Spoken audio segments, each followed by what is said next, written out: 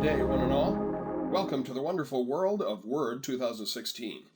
My name is Dan McAllister, and I'll be your host today. Perhaps one of the first things that we ought to do is go grab some practice files to work with. Although we won't be using them right away, we will be using them fairly quickly. Here is my extracted version of the Word sample files, and I hope that you have that as well. Now that I have my sample files available out on the desktop, I think the next thing I should do is start Microsoft Word. Now, when I installed Microsoft Office 2016, it put little shortcuts down here on the area called the taskbar. So I have one for Excel and OneNote and Outlook and PowerPoint, and I did actually have one for Word right here. But let's imagine that you're not that lucky, that you don't have Word, Blue W for Word, just sitting down there. Here's how you could get that to happen. So I'm going to go click on my Start Orb, and the search box appears just automatically with a cursor flashing in it, where I'm going to start typing Word. And as I type more letters, it becomes more focused on what I'm looking for. So having typed the letter W, that might even be enough to make Word appear here. If it's not, I keep typing the word Word, and the more I type, the more focused it becomes. And in my case, you can see that I have Word 2016, 2010, 2007. I actually have Word 2013 in there. You can't see it. I even have back here to Word 2003. You are not going to have that happening on your computer, most likely. So what I want to do is take Word 2016 and pin it to the taskbar. Any of you Macintosh users, it's like putting a program on the dock. So here's how I'm going to do that. Having typed in Word and have 2016 appear up here, I'm going to right-click on it, so you get a little pop-up menu about it. And in the pop-up menu, I can choose, left-click, Pin to Taskbar. And so that way, I have it down here on the taskbar all the time, and the next time I need to start Microsoft Word, I just go click on it, instead of having to go back down here and search for Word and find the one that I want and click on it. So now that I have it down on the taskbar, I point at it, I click on it one time, it launches. And once I start this, the first thing I see are a whole bunch of templates down here. Now, the first time I saw templates in a Microsoft project was several years ago in Microsoft Publisher. The next time I saw them, it was in the Microsoft for Mac version of Office, where you would start up one of the Mac Office programs and you would see the templates. Now, since 2010, as soon as you start Microsoft Word, you see these templates, and they can be a really cool thing. For example, I've got templates for, calendars. I've got templates for greeting cards and invitations, personalized letterhead, 3-panel brochures. So I could look like a design genius, even though I'm just starting with Microsoft Word. I could start with one of these templates. Let me just click on that one for a moment. And it shows me a little preview of it. And if I then click Create, then it pulls that one up. And then here's what it looks like. And it's pre-formatted. It's got some cool text turned sideways here. It's got some pictures in here. Now, you can click on a picture and insert your own. I'm not going to do that right now, but you can see this is a 3-panel brochure here.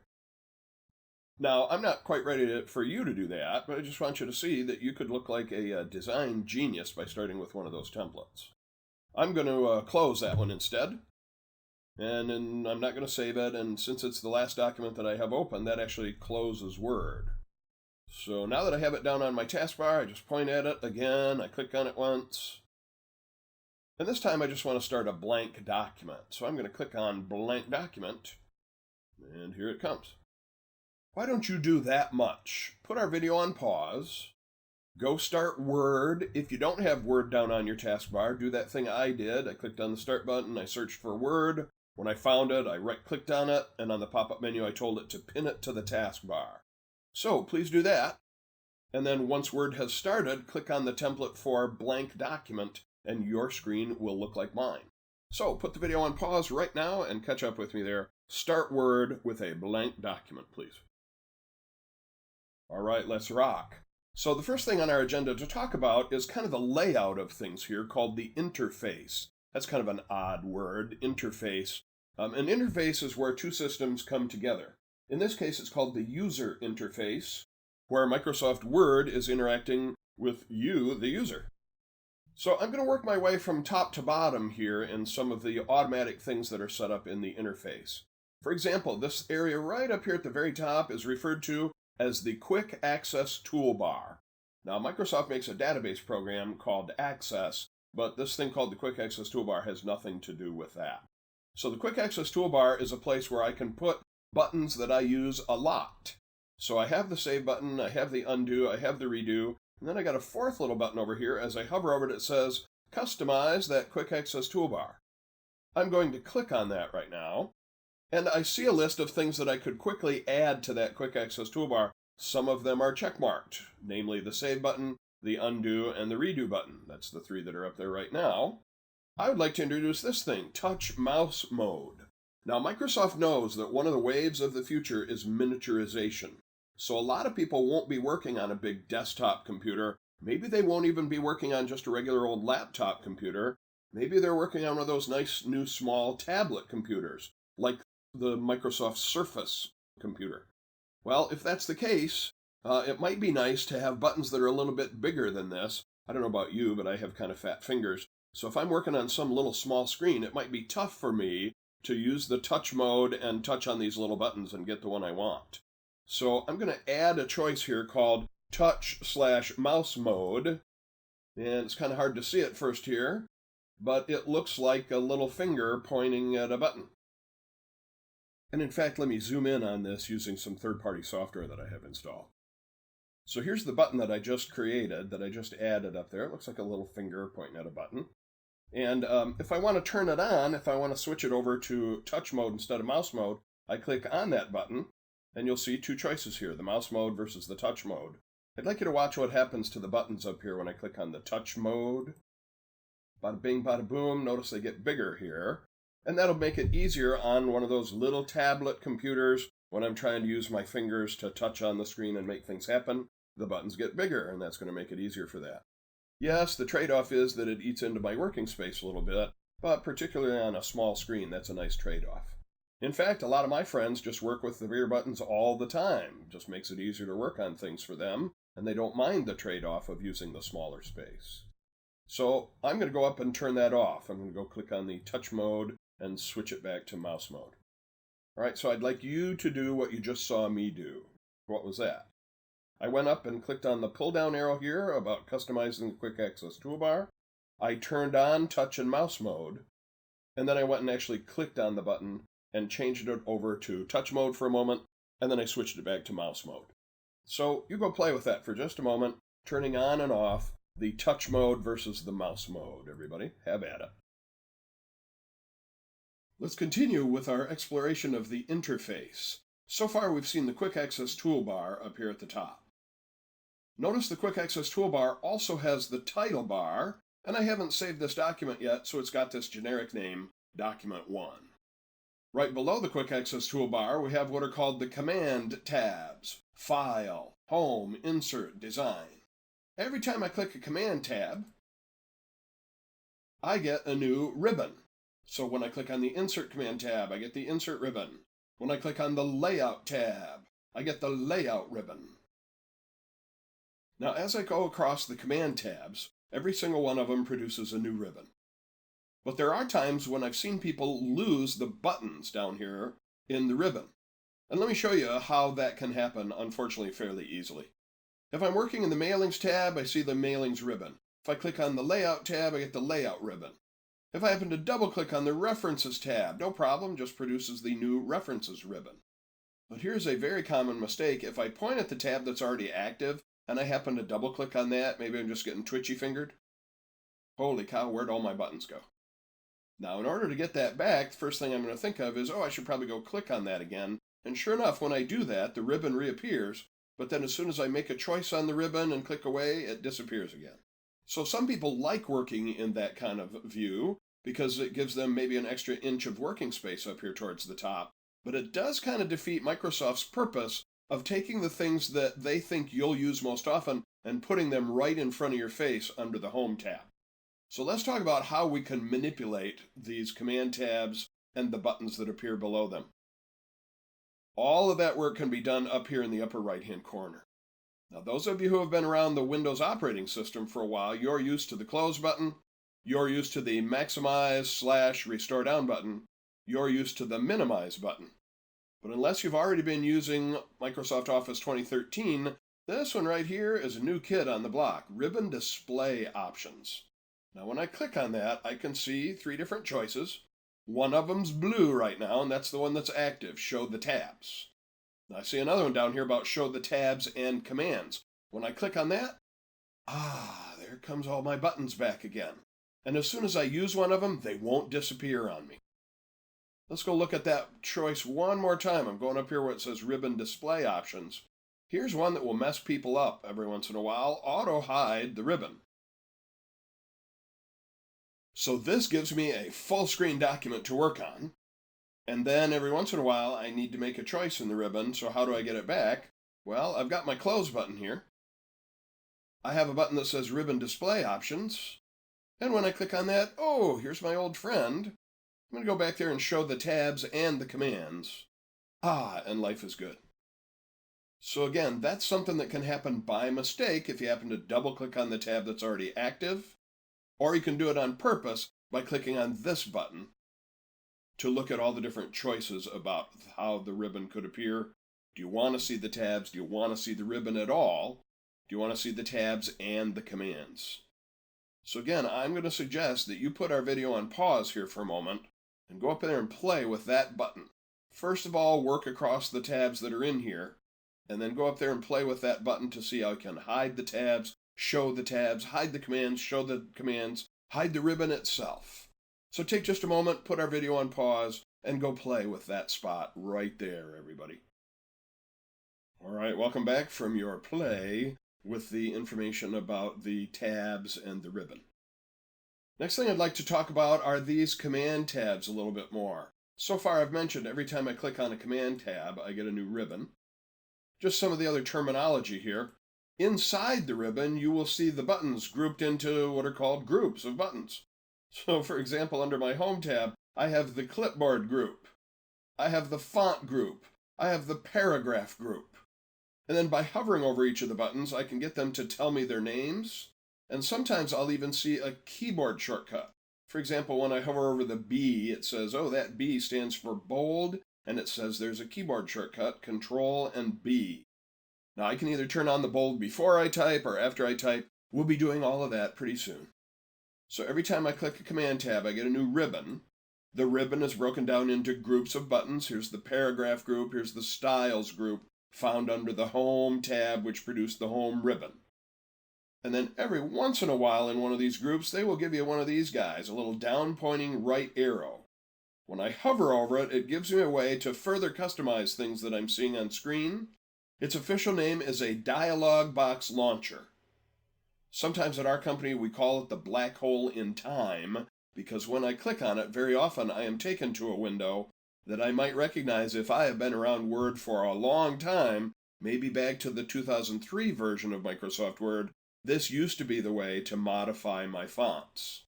So again, pretty much every time you click on one of those dialog launchers, you will be going into an old school window, whether you realize it or not. Maybe you weren't using Word back in the day where this looks familiar to you, but just be aware that it's another way to do many of the same things that you have in the group of buttons up here. For example, I see this is the paragraph group, and I've got stuff about adding bullets or adding numbers to my lines, indenting and outdenting, setting line spacing options.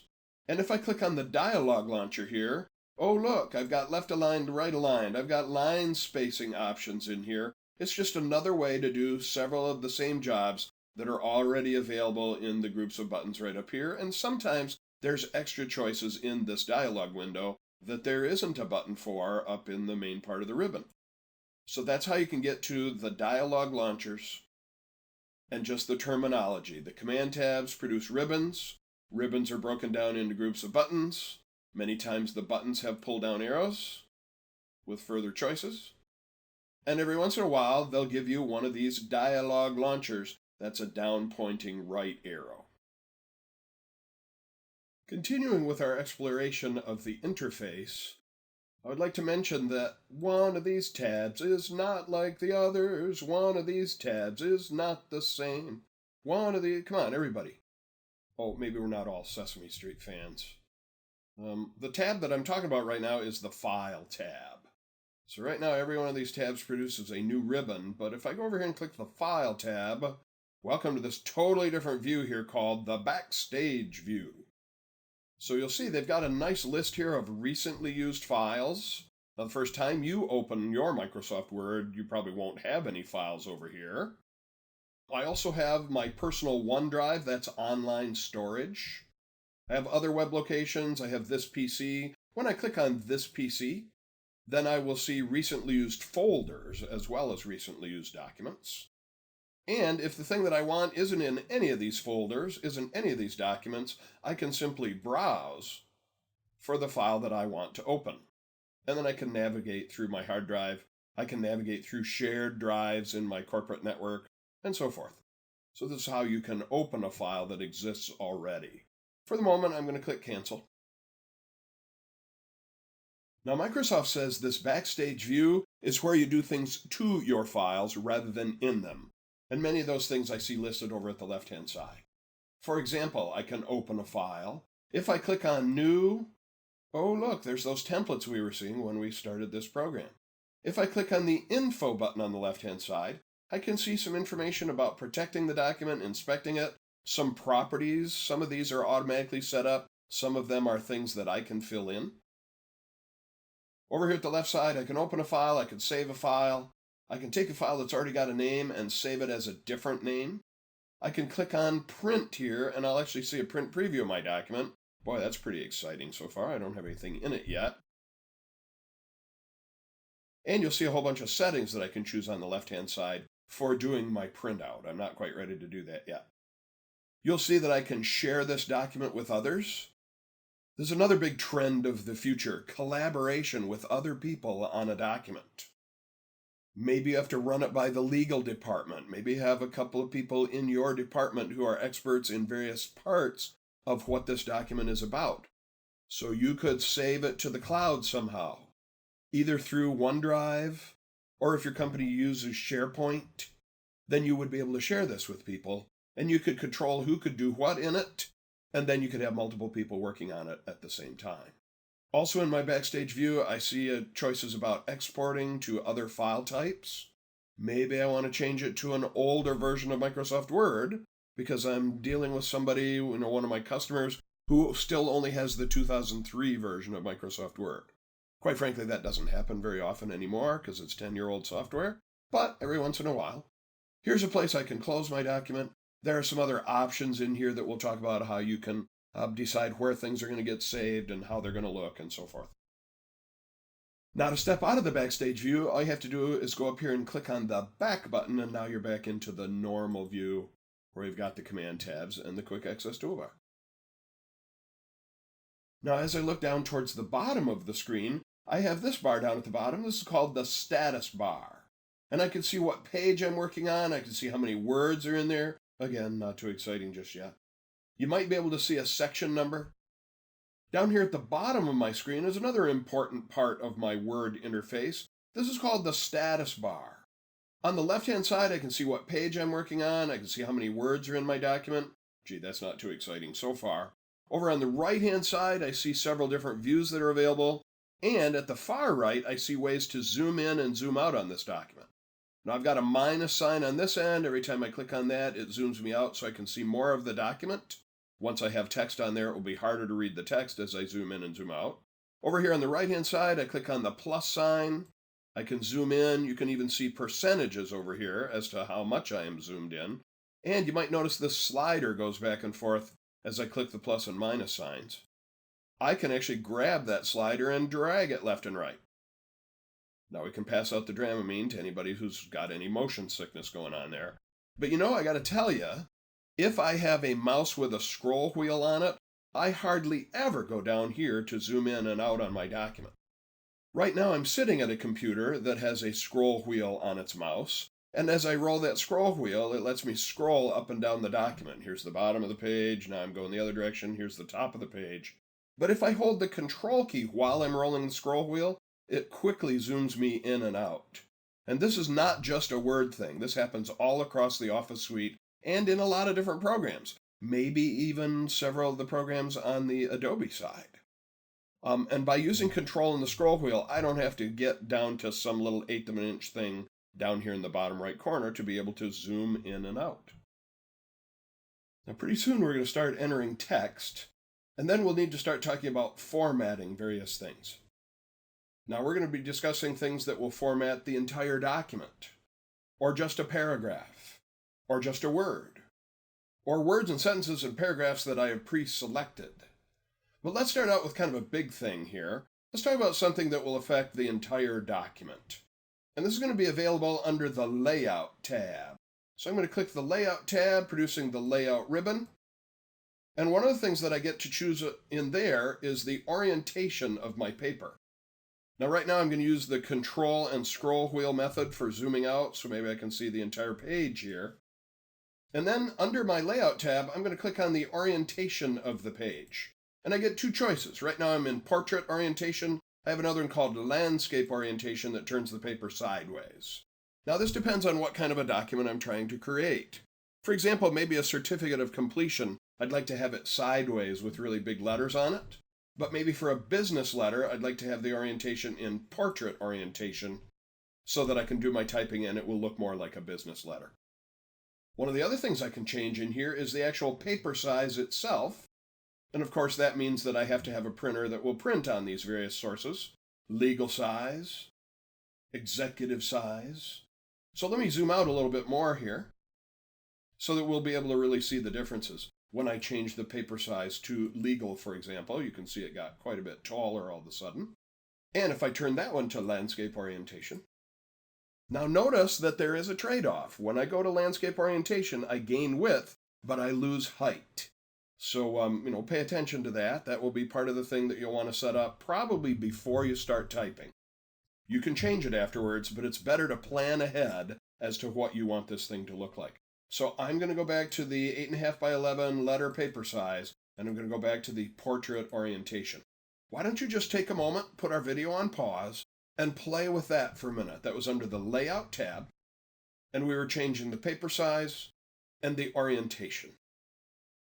So put our video on pause and then come on back and we'll continue with this discussion.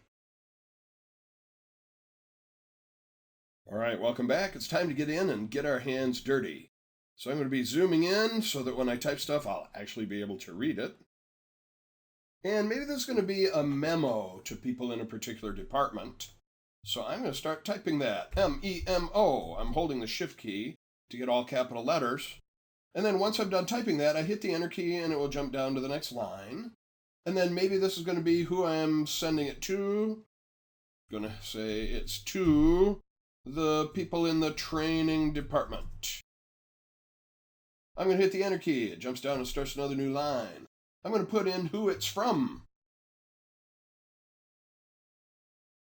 Every time I hit the Enter key, it jumps down and starts a new line. You'll see that there's some nice line spacing, makes things a little bit easier to read, not all clumped up. Now, every once in a while, I'll forget to put something in. Now, you may have noticed every time I hit the Enter key, the cursor, that's the name of that flashing thing there, jumps down and starts a new line. But there are times when I want to take stuff that I've already typed and kick it farther down the page, and this is going to be one of those cases. So to do that, I'm going to click right up here to put my flashing cursor in front of the word to, and when I hit the Enter key, it takes everything following that cursor and kicks it down. And then I can hit the up arrow and I could put in today's date. By the way, any of you who love keyboard shortcuts, Microsoft Word has a nice keyboard shortcut for putting in today's date. It is Alt and Shift and D for date. So right now I'm holding the Alt and the Shift, and while I'm holding them, I'm tapping D for date, and lo and behold, there is today's date filled right in there. So I think this would be a good place for you to put the video on pause and do what you just saw me do.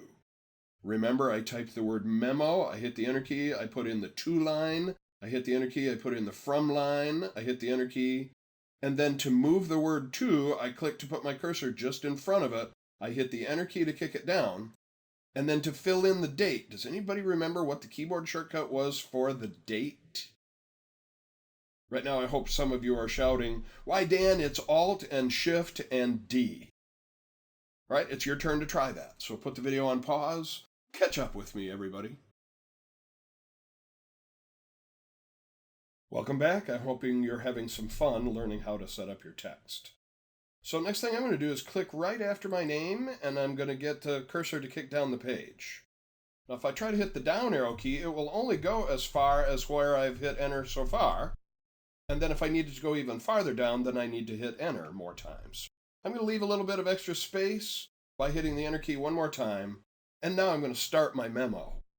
But I think I'd like to be able to read it a little bit better, so I'm going to zoom in. Maybe I'll go down here and click my plus sign a couple of times. Maybe I would use Control and the scroll wheel. Right, now I'd like to type something that's not just going to be a little short line. I'd like to type something that's going to be a paragraph or two, and that will let us talk about these margins and how they are the places where your words will wrap. Now, this is not like Rapper's Delight or something like that. Boom, boom, boom, do. It's just W-R-A-P, the words wrapping inside the margins. Here we go. So this is a memo to my training department, and it's going to talk about how we teach about Word when we first started up. So when teaching about Word 2016, we want to do this thing, we want to do that thing. So I'm just going to keep typing, and you're going to see the word wrapping happen. When teaching about Word 2016, start with the interface. Talk about the quick access toolbar, the ribbon, the bottom status bar, and how to turn on the rulers. Now you notice how it just automatically word wrapped right there. I did not hit the enter key to start a new line. So that's an example of word wrapping. Let me zoom in on that a little bit more so you have a better chance of reading it. Maybe even a better chance of reading the whole thing. So I'd like you to catch up with me. Do what I have done. Type this paragraph so you can see it word wrapping in there. And then we'll come back and work together on some more. So far we've been talking about entering text. But sometimes you realize you've made mistakes, or you've forgotten something, or you should have used a different word somewhere. So now we're going to start talking about editing text that exists already. So for example, maybe I would like to get rid of the word Dan and replace it with something longer. So one of the ways I can do this is to click to put a cursor right after the N in Dan, and maybe hit the backspace key to take those letters out one at a time. And then in their place, I will type in Daniel and add my middle name, James. And you'll see as I do that, the words that are there already, they just move over and make room for that. So that flashing thing is called the cursor, or another name for it is the insertion point. And you've just actually seen why they might call it the insertion point. Now, that's one way to do that, erasing one thing and then typing another thing in its place. But we have a little saying around here. We say, you need not erase to replace. So maybe, for example, I want to replace the word word with something more general, talk about not specifically Word 2016, but the whole Office suite when teaching about Office 2016. So here I'm going to talk about you need not erase to replace. I'm just going to select the word word by dragging across it, and then in its place, I'm going to type the word Office. And you'll see how it just automatically puts that word right in there. And any word wrapping that's going on at the end of the line is just going to automatically take over and wrap down to the next line. Now maybe I'm realizing that not everybody's going to know what the QA toolbar is, so maybe I need to spell that out. Quick Access Toolbar. So I'm going to click to put my flashing insertion point right there, and I'm going to start typing the rest of the word quick. Leave a little space. Hit the right arrow key to move past the A and add the word access. By the way, that has nothing to do with the database program called Microsoft Access. It's just the official name for this area right up here called the Quick Access Toolbar. All right, so you can see how it automatically rewraps the words as we do that. So why don't you just take a moment and go in and try some of the things you just saw me doing. I erased a word and then typed another word in its place. And then I went and selected a word and typed another word in its place without deleting it first. So put our video on pause, go do that just a little bit. Maybe you're typing something different than what I'm typing. That's fine, that's okay. You can work on the kind of memo that you would be writing, and that way you're practicing stuff that would be more familiar. So put our video on pause, take just a moment, play a little bit with the editing. Erase something and type something else in its place, and then try one where you select a word and type another word in its place without erasing first. So put our video on pause and try that. Welcome back. Let's continue typing. So I'm going to click right here after the word rulers, or whatever is your last word. Hit the enter key a couple of times, and then let's put in a closing. How about sincerely, enter key, and then fill in your name.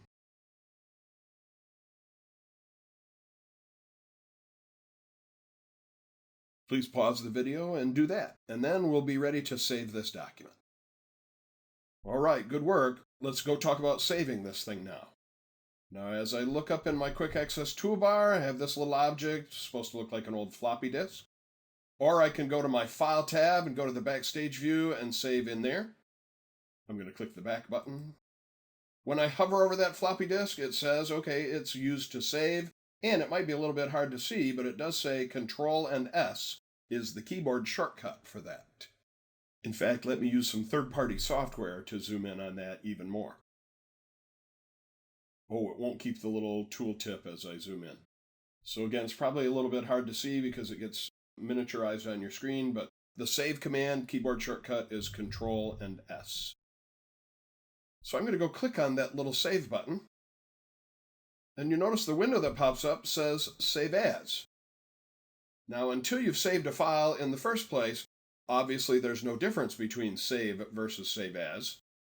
The save as specifically comes in if you decide that you want to save that document under a different name. So maybe you've got a document that looks one way, and then you've made some changes to it, and you don't want to lose the original by clicking Save to destroy the original and put the new one in its place. You might be able to choose Save As, and that way give it a slightly different name or put it in a different folder, and then you'd have a before version and an after version. But when you're saving it for the first time, there's no difference between save versus save as. Now I get to choose where I want to put it, and you might notice that by default it's ready to put it on the cloud.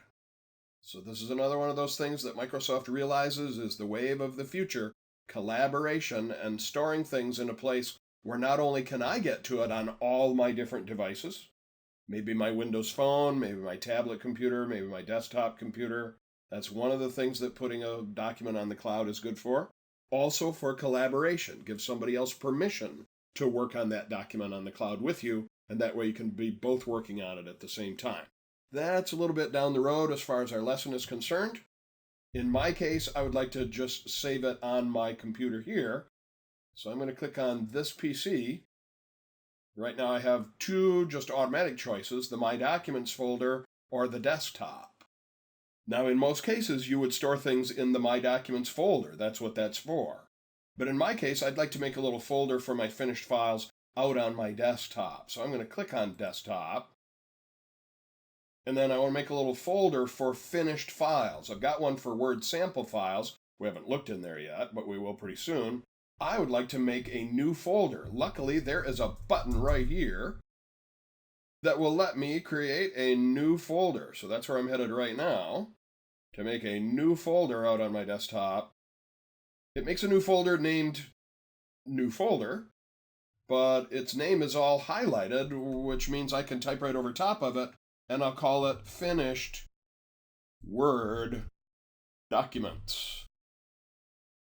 Now, you can feel free to drop yours in the My Documents folder, but I would still recommend make a new subfolder, make a new folder, and name it Finished Word Documents. I happen to be putting mine out on the desktop, you can see here. And then by default, it takes whatever is in the very first line and makes that the name of the file. Now, you can override that. You can drag over the name here and name it something else. But in my case, Memo, seems like a decent name for it. So I'm going to make sure I put it in my Finished Word Documents folder by double-clicking on the Finished Word Documents folder. So now you can see that I'm actually standing in that folder that's on my desktop, that's under my name, that lives in the house that Jack built. And I'm going to finish saving that by clicking the Save button right down here. So I haven't really changed anything in the document, but as I look up in the blue title bar now, it says the name of my document. Now you may or may not see the 4-letter file name extension up here, memo.docx. That's not actually a Word thing, that's a Windows thing. So if we have time to do it, maybe we'll talk about how could you get the 4-letter extension to show up, but right now it's not important. So take a moment and save your file. Again, the way I did that, I clicked on File and Save, or I clicked on the little floppy disk icon, and then I made a folder to put it in. So I went to File. Right now, if I choose Save, it won't ask me what to name it because it's already got a name. If I were to click on Save As, maybe I can see more information. So I changed it from OneDrive to this PC. I went to the desktop. I made a new folder that I named Finished Word Documents. I had to type that name and hit the Enter key to actually stand in that folder.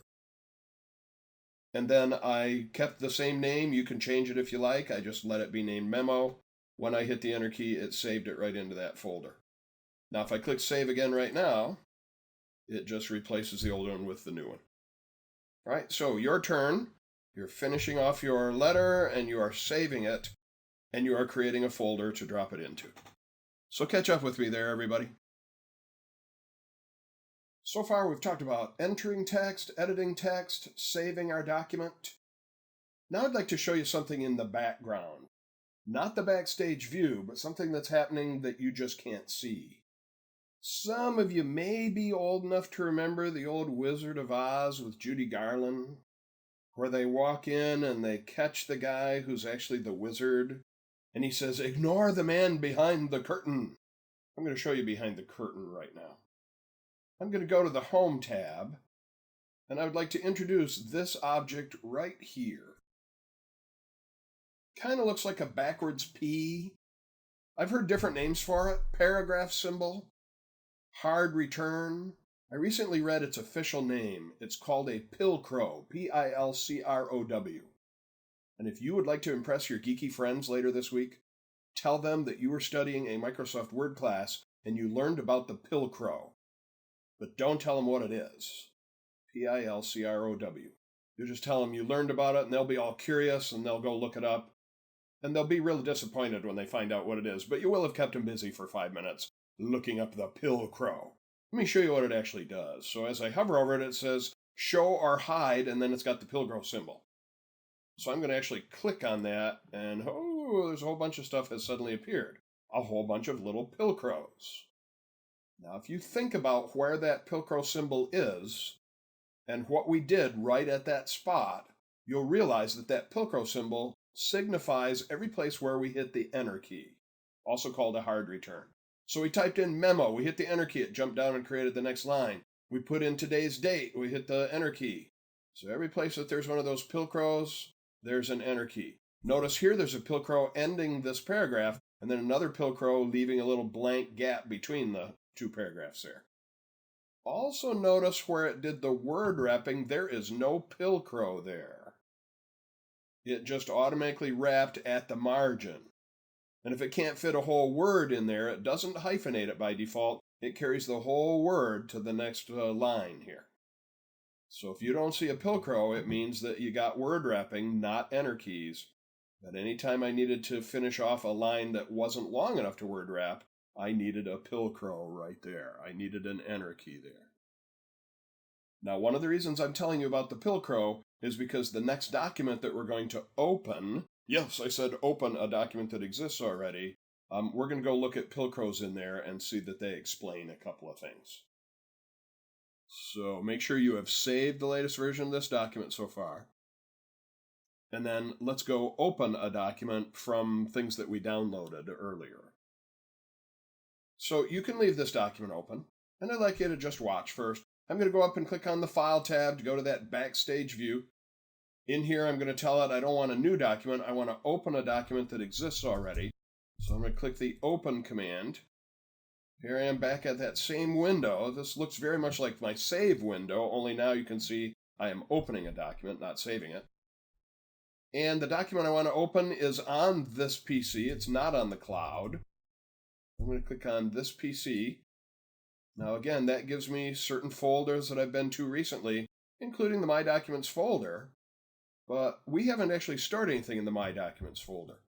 So instead, I would like to be able to get out to the desktop. Now, I might be able to find that by scrolling down in this list of places that I've worked recently, but I can actually make that job a little bit easier if I just go down here and click on the Browse button. So when I click on Browse, it assumes I want to work on my PC.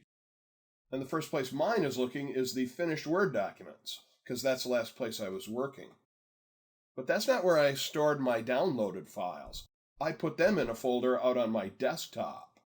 So I'm going to grab this scroll box right here and scroll up so that I can go to my desktop. And then inside there, I'm going to go find my Word sample files. Now, I don't know how many of you work in a corporate location where you often have a shared folder where you interact with files that are used by everybody. Maybe that's an H drive or an N drive or an S drive. And sometimes you have to go to that drive, and then you have to go into a folder, and then you have to go into a little subfolder. I'm going to show you a way that you can make life easier for those kind of things. It's not going to make life a lot easier for us because I'm only saving myself one step, but I want you to notice this area over here called the Favorites area. Anything that I put over there, I can get to with a single click. For example, maybe I would like to be able to get to my Word sample files for any time I need to open one of these downloaded files. So I'd like you to watch my screen. I'm going to grab the Word sample files and I'm dragging it to the left. And at first I get this little red Ghostbusters slash there. But if I'm just brave, the Ghostbusters slash will disappear. And then I can make sure to drop it between folders over here. I want to be careful not to drop it on a folder. Otherwise, I'm not actually making any kind of quick shortcut. I'm just put it from one folder to another. So I'm looking for this little horizontal line. I let go, and now I have a quick way to get to my Word sample files. That'll be handy for opening files. And then I've also got my folder here about finished Word documents, and that'll be handy when I'm saving files. So I'm going to drag that one over to my favorites area as well. So I'm going to have my Word sample files there. I'm going to have my finished Word documents there. And then I'm going to go click on Word sample files. So why don't you put the video on pause and do what you just saw me do? Let me remind you of how I got to that whole thing here, and then it's going to be your turn to try it. So I'm working on this document, but I want to open a different one. So I'm going to go to the File tab. I'm here in the Backstage view. I'm going to click on Open a Document. I'm going to navigate by browsing on my own computer. I'm going to head to, at first, I had to go to my desktop to be able to see the folder called Word Sample Files. And then I grabbed that folder and dragged it over here and dropped it in my favorites area. And then I grabbed the finished Word document folder and dragged over here and dropped it in my favorites area. So go join me. When you come back, we'll all be sitting right here ready to open the next document. So put the video on pause and do those things. Make a couple of folders over there in your favorites area, and then we'll pick up right here. All right, good work, everybody. And just be aware, anytime that you miss a step, you can always rewind the video a little bit if you need to. All right, so now that I've got a couple of things over here in my favorites area, I'm going to go over here to my Word sample files. And then on the right-hand side, on this alphabetized list, I'm going to scroll down to find one named Practice Large Document. And once I find that, I'm going to point at it. I could click on it once and then click Open. Or if you got a good steady hand, you can point at Practice Large Document and just double-click on it. Tap, tap. And it should pop open looking like this. Now you notice it looks a little bit funny here. That's because we opened a document that we downloaded from the web, and it's not considered a trusted location. And right now I can scroll left and right. This is great for those tablet computers where I'm holding it in my hand and then I can use my thumb on the side of the computer to scroll from page to page this way. But I won't be able to edit it. In order to do that, you can see up here in the yellow bar, Protected View, be careful, are you really sure you trust this? And if I want to be able to change anything in it, I have to click on Enable Editing. And now it looks a little bit more like a regular document. And because I've got the Pilcrows turned on, I can actually see a bunch of those there. So this would be a good time to go open that file. Let's see, you created the shortcut over on the side of your screen there. And so now in Word, you go to File, you go to Open, you're going to browse, You drag the folders over here so that you can get to them quickly. And you can go to the folder named Word Sample Files. Single click gets you there.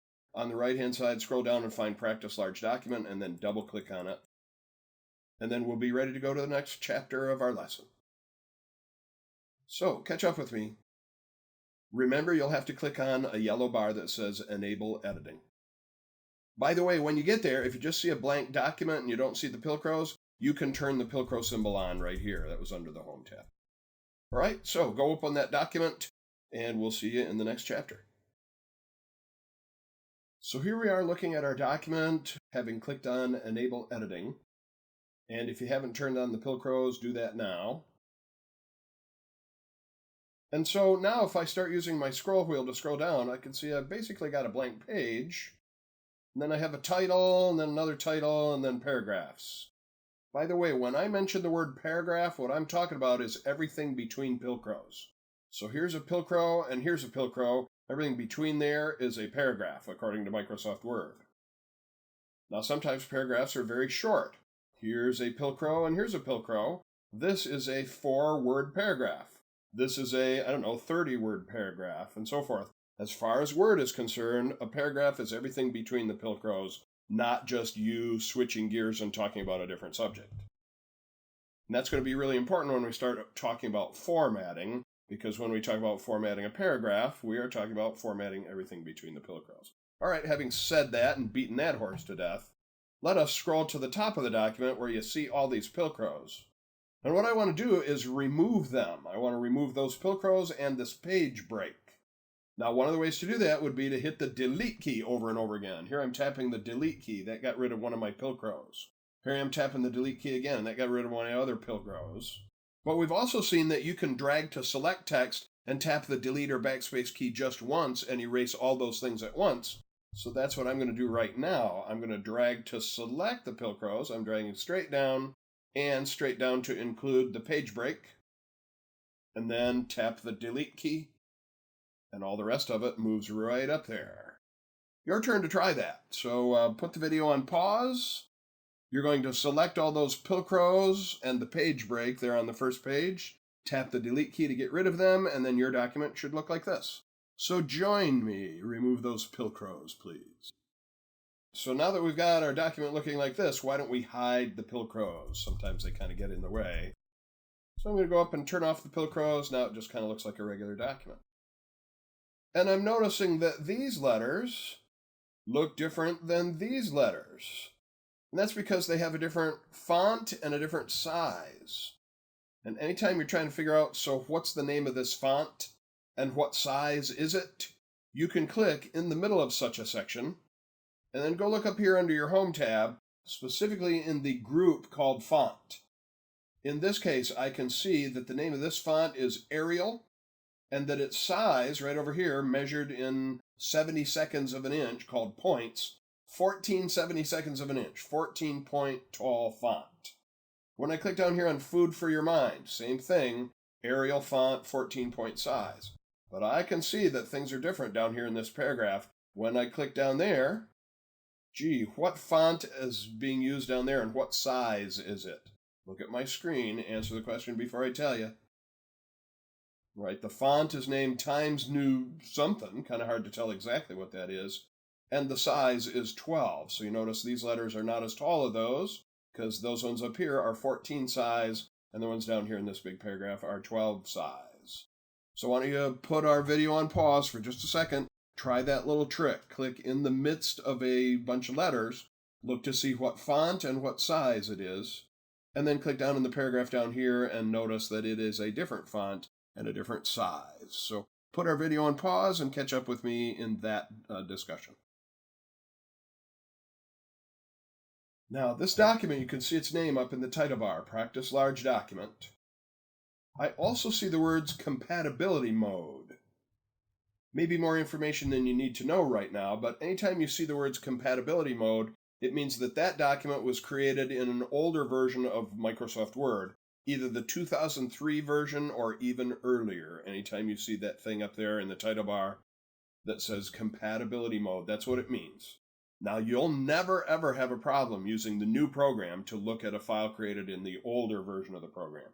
The problem would happen is if you made this document in the new version of the program and then emailed it as an attachment to somebody who was still using Word 2003, they wouldn't be able to open that document.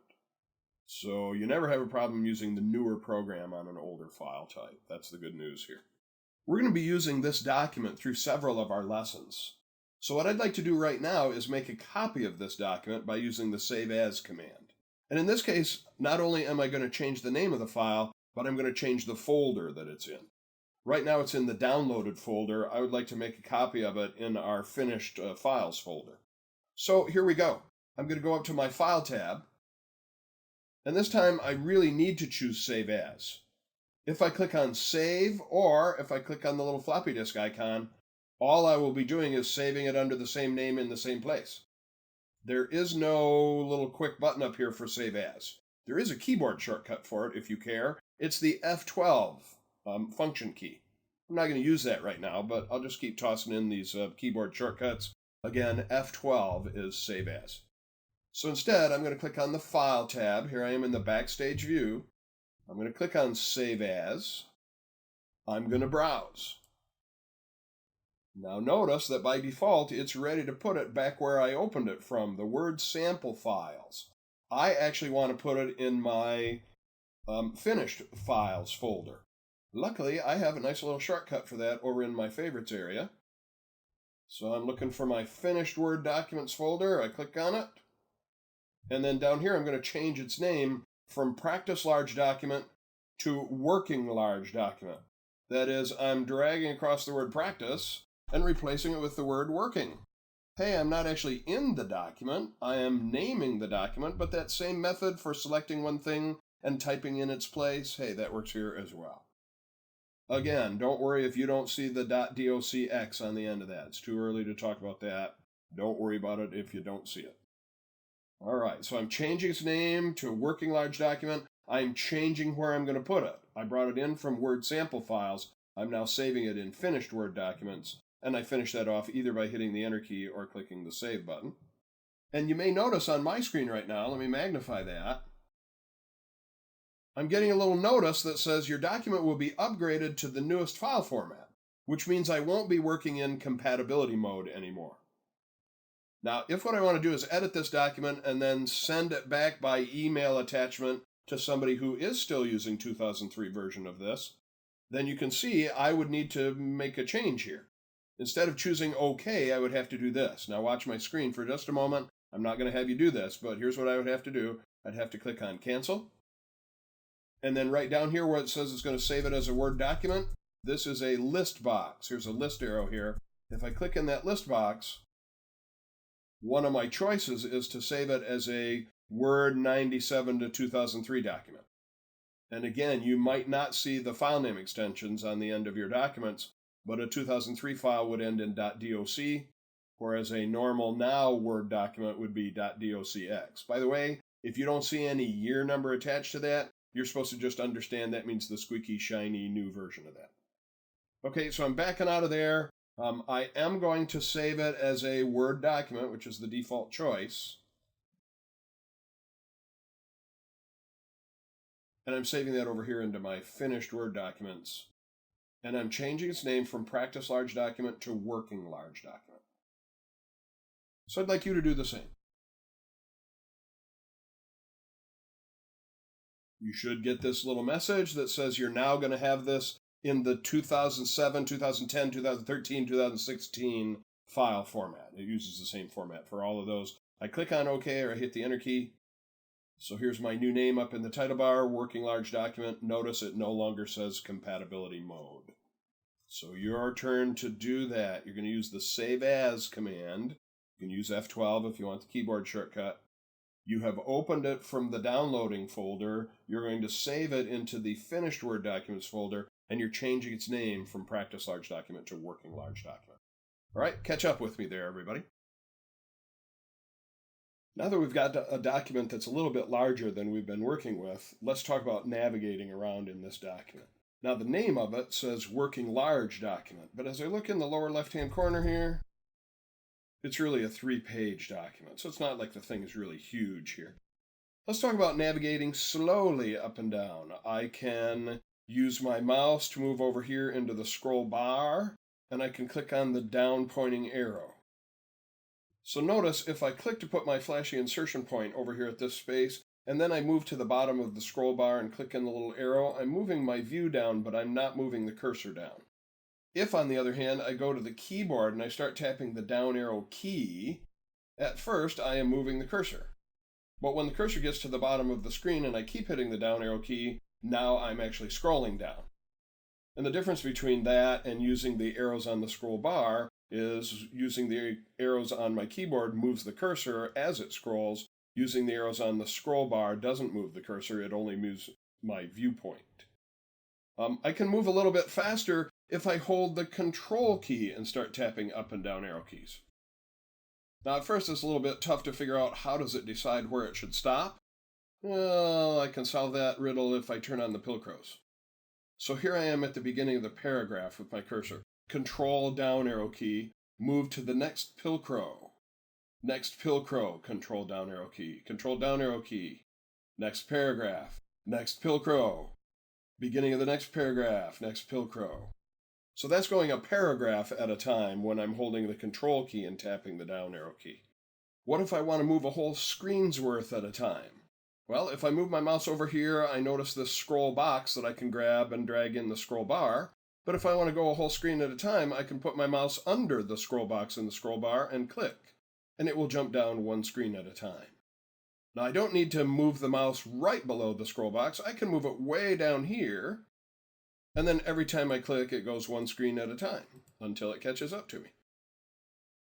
I can also do that with a couple of keys on my keyboard. There's a key on my keyboard marked Page Up, and every time I tap that Page Up key, it is just like clicking above the scroll box in the scroll bar. I move one screen at a time. Notice the Page Up and Page Down key don't necessarily move me to the bottom of the next printed page. They move me to the bottom of the next screen's worth. As far as whether I get to the bottom of the printed page, that's dependent on how far I am zoomed in and zoomed out. So the keys that say Page Up and Page Down, names are a little bit misleading. They really should be called Screen Up and Screen Down. So why don't you just take just a moment and try out some of those methods that I've been using. Grabbing the scroll box, clicking above or below the scroll box, using the down arrow key to move the cursor, using the down arrow on the scroll bar to move your viewpoint without moving the cursor, control and up arrow, control and down arrow to move one paragraph at a time, and then the page up and page down keys to move one screen at a time. So please put your video on pause and try each of those things that we've been talking about. Then when we come back, I'm going to start talking about moving within a paragraph. All right, I'm rolling the scroll wheel to move my mouse up into one of the bigger paragraphs up here, and I'm just going to click to put my cursor right in the middle of a line. You can see my cursor. Remember, it's also called the flashing insertion point. So there's my cursor sitting right there. Now, if I use arrow keys to move up and down, left and right, we've all done that. But I'd like to start talking about a key other than arrow keys that lets me move around in a line. For example, I see a key marked Home. When I tap the Home key, can everybody see what that did with my cursor? It's all of a sudden right over here at the beginning of a line. There's my cursor. It's not flashing when I zoom in with my third-party flashing software there. So that was the Home key. Moves me to the beginning of a line.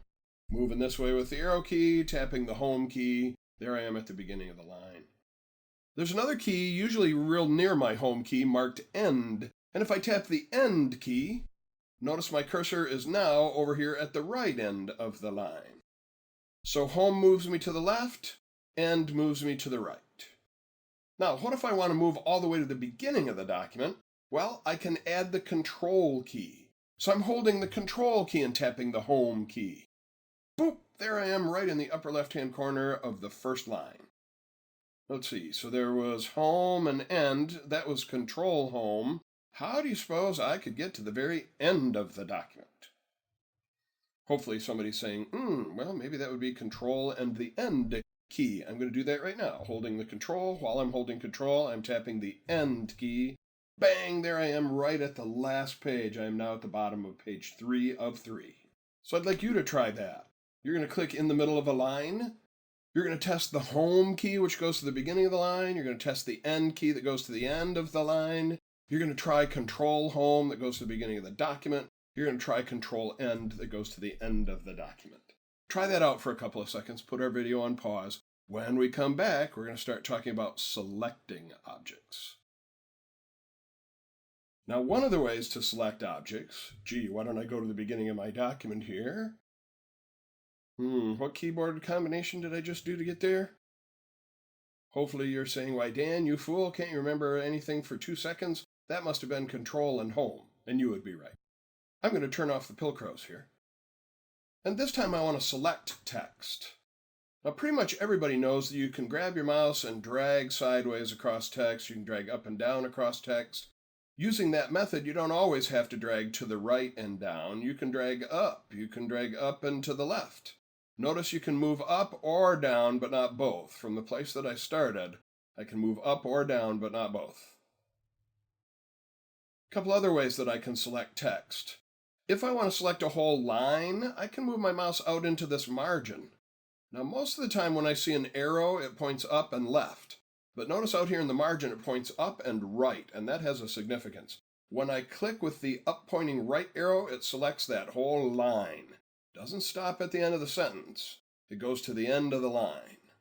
If I move down and then I hold the mouse button down as I'm dragging, I can select several lines at once, either up or down, but not both. So this time I'm not starting in the middle of the line, this time I'm starting out in the margins to drag up or down, to select entire lines, multiple lines. And if I wanted to select an entire paragraph, I can move out here, just make sure I'm at the beginning of the paragraph, and drag straight down, and if I keep dragging down off the bottom, it begins scrolling up to me. So these are ways to select large blocks of text. By the way, there's a way to do that through the keyboard as well. While I'm mentioning it here, remember how I could use down arrow keys to move my mouse one line at a time, or control down arrow key to move one paragraph at a time? Well, what I'd like you to notice now is if I add the shift key to that, I won't just be moving my cursor, I'll be selecting. So right now I'm holding the shift key, and while I'm holding the shift key, I'm tapping the down arrow key. Oh look, it's as though I had clicked out in the margin. And if I keep the shift key down and keep tapping the down arrow key, my cursor, you can't see it flashing, but it is actually moving down in that paragraph, and because I have the shift key down, it is selecting as it goes. What do you suppose would happen if I held Control and Shift and tapped the down arrow key? Well, that's what I'm about to do now. Control and Shift, I'm tapping the down arrow key.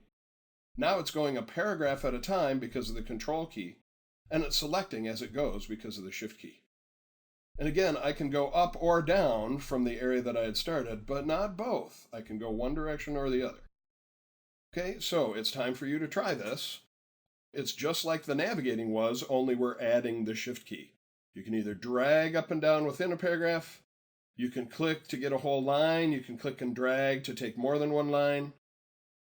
You can use the down arrow key to move your cursor, you can use the down arrow key while you're holding the Shift key to select while you're moving the cursor, and if you want to Control and Shift and down arrow, you can select entire paragraphs at a time. So now's the time for you to try that, everybody. Last we were talking about navigating, this time we're talking about selecting. And the selecting is going to be really important when we start formatting things, changing the font, changing the color, changing the size of the letters. You must select to effect. So practice your selecting and your navigating for just a couple of minutes, and then we'll come back and we'll start talking about selecting to effect.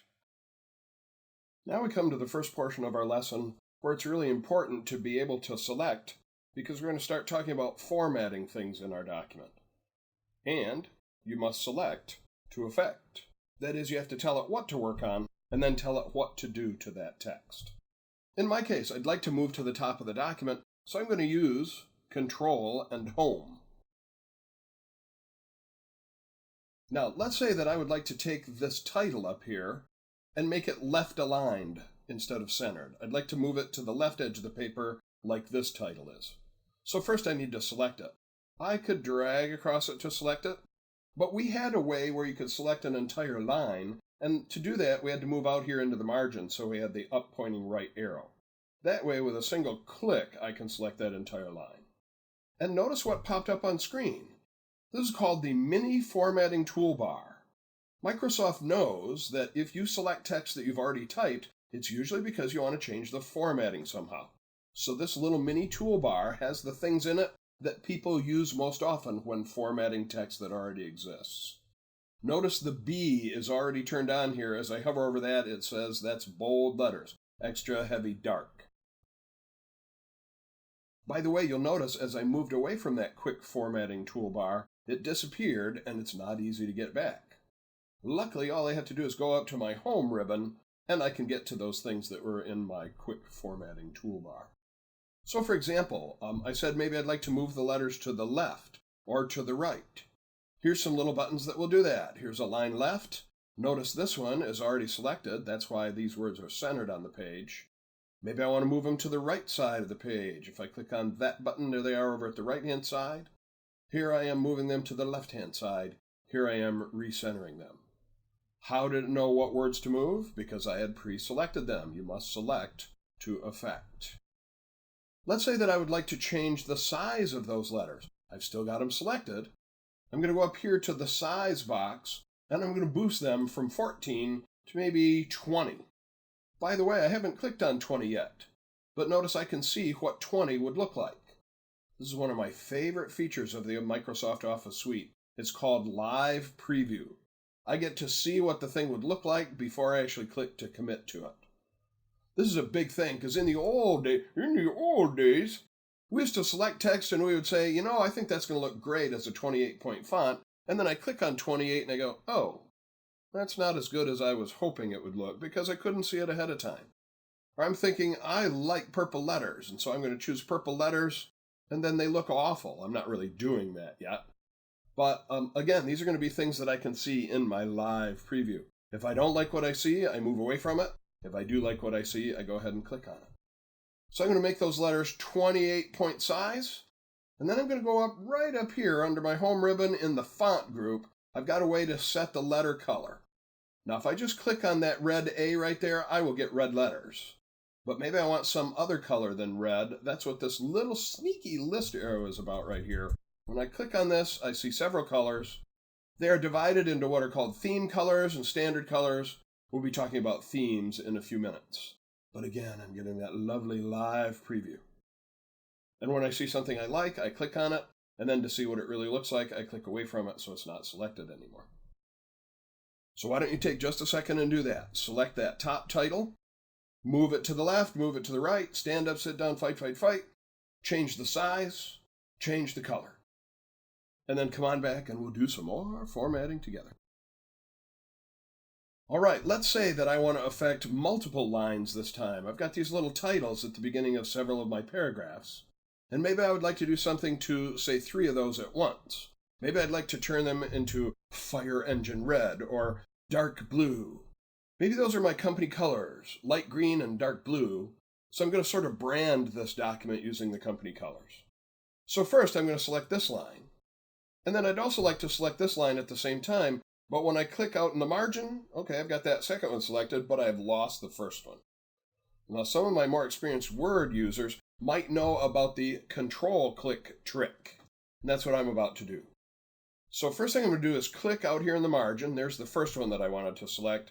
Now I'm going to scroll down with my scroll wheel, and I'm going to move out into the margin next to what is Books and Beyond, and I'm going to hold the Control key as I click.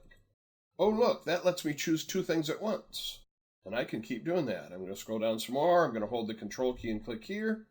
And now I've got 3 things selected at once. And whatever I do next will affect all 3 of those lines. For example, maybe I'll go up here and use that same green color that I was using on the title. And if you look closely, the thing that used to have a red bar under the A now has that light green bar under the A. And if I just click on that, oh look, I've got that green down here. All right, it's your turn to try that. So you're going to select several of those titles. Remember, you're going to click out in the margin. You're going to hold the Control key and click to get a second one. Control click to get a third one. And then set the letter color right up here, either through the pull-down arrow or by reusing a color that you might have used for the title. Have at it. Catch up to me. All right, good work. Let's move down to the end of our document. Remember our old keyboard shortcut by now? Control and the Pilsudski key? No, there's no Pilsudski key. I'm talking about Control and End. Just checking to see who's listening here. So I'm using Control and End to get down to the end of the document. And let's say that what I would like to do down here is change the font of this last paragraph. So I'm going to select the whole paragraph. Yes, I could drag from end to end, or I could move out in the margin and drag downward or drag upward, select that whole paragraph. There's a couple other keyboard ways to do that, but I don't want to overwhelm you with things. And what I'd like to do here is change the font. Right now it's Times New Roman. But maybe I'd like it to look like an old school typewriter. The usual font on an old school typewriter is called Courier, Courier. Word has a font called Courier New, and I'd like to choose that. So I'm moving up either to my quick formatting mini toolbar, or I can move up to my home ribbon, and I'm going to click on the pull down arrow in this list of fonts. And man, what a list we have. As I roll up and down in that list, I can actually see it happening in the background. I've got that live preview thing going on back there. Now sometimes it's partially covered up by that list itself. So I'm trying to find a font called Courier New. I'm going to start scrolling down through the alphabetized list. I'm down to C-O, I'm down to C-O-U, there it is, Courier New. I'm hovering over it. Yeah, that looks like an old school typewriter. I'm clicking on it. So I can change the font, I can change the color. I've got all kinds of formatting features here. Make the font a little bigger, a little smaller. There's a button here that I can make everything uppercase or lowercase. We've got some fancy schmancy word art, it's called, with all kinds of reflections and glowing features and so forth. Pretty much everything up here in the font group is kind of fun to play with, but you have to select the text first. So what I just did was I selected that last paragraph and I changed its font to Courier New. I'd like you to select that last paragraph and I'd like you to just play with it a little bit. Try bold, try italic, try underline. We've got strike through, we've got superscript, we've got subscript, got all kinds of cool text effects. I'd like you to just play and make sure you're working on that very last paragraph. So we'll give you a couple of minutes to do that, and then we're going to come back and I want to talk about kind of a cool feature that's available only in Word and PowerPoint, and we'll take advantage of it here in Word. So pause the screen, select that last paragraph, get in there and play a little bit. When you're done, unpause the screen, and we'll start talking about a special feature that's only available in Word and PowerPoint. So get in there and play for a minute. Put the video on pause, play around a bit, and then come on back. All right, so here comes this new thing. Let's stop for a moment and save our latest document. Come on up and click on that little floppy disk up in the upper right corner. Or maybe you like the keyboard shortcut that it's showing me, Control-S. So go ahead and click on that. Now we're not using Save As, so it just assumes that we want to keep the same file name and replace the old version with the new version. And now let's close this file. Now one of the ways to do that is to go up here to the upper right corner and click the Close button. Let's go ahead and do it that way. So click that Close button to close this document. Now when I do that, I can see that my memo document is still open behind there. And maybe I want to turn the Pilcrows off. All right, here's what I'd like everybody to do. First of all, you're going to watch me do this, and then you're going to join me. So it's a special thing that happens when we reopen a Word document. So I'm going to go to my File menu. I'm going to tell it to open a file. I'm going to slide down here and browse for my document. Here's the one I was working on most recently, Working Large Document. I'm going to double-click to reopen that. And look what's happening down here in the bottom right corner. Welcome back. Pick up where you left off. How are we doing so far? 2 minutes ago. So if I click on that, it takes me right to that place that I was working earlier. The last place that I was working when I closed this document. Boy, is that handy. Maybe this is a 20-page document and I was fixing something on page 12, and I'd kind of like to pick up where I left off. I can just click on that little button that appeared in the bottom right corner to take me right to the last place I'd been working before I saved that file. How cool is that? So it's your turn to make that happen for you. You've recently closed the Working Large document. Go back up to the File menu, choose Open. Slide down and click on Browse. It should take you to the last folder you were working in, as long as you haven't turned your computer off between then and now. And you should get that little thing appear in the bottom right corner when you go to open that document, and you can click on that little placeholder and it will take you right to this place where you were working last. So catch up with me. We were working at the last part of that document. Reopen it and let it take you to pick up where you left off. Early on in our lessons, I mentioned that we were going to talk about different kinds of formatting. Formatting that affects the entire document, formatting that affects just a paragraph, formatting that affects only certain words that I've pre-selected, and we've seen a couple of those. We saw formatting the entire document involved maybe setting the orientation. Are we going to go portrait or landscape? What size paper are we going to use? We can set those things up, and those are good to do before you actually start your typing. It can be done afterwards, but suddenly your document rewraps itself, all of these paragraphs and so forth. So these are things that are good to do fairly early on as far as setting up the entire document. And then recently we saw that we could affect this paragraph by changing its font, for example. But maybe there are other things I want to do to draw attention to a paragraph. Maybe I'd like to indent the sides, temporarily increasing the white space and narrowing the paragraph, that is, narrowing where it word wraps as I'm typing. Maybe I want to change the line spacing, how much space there is between the lines in a paragraph. I grew up as a child of the 60s, and back then we had a mechanical typewriter. We didn't even have an electric typewriter where I grew up. So you would put the paper in the roller on your typewriter and you would roll this, it was called the carriage. You would roll the carriage forward and bring the paper up to where you were going to type.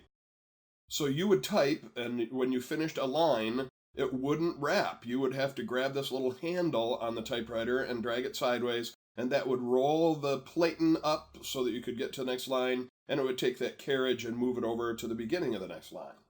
By the way, any of you who have done any programming, you'll see this term carriage return and line feed. That's old school term for that stuff I used to have to do on a typewriter. But I digress. I'm also thinking of maybe in elementary school, junior high, we would be assigned to read a book and then we had to write a book report.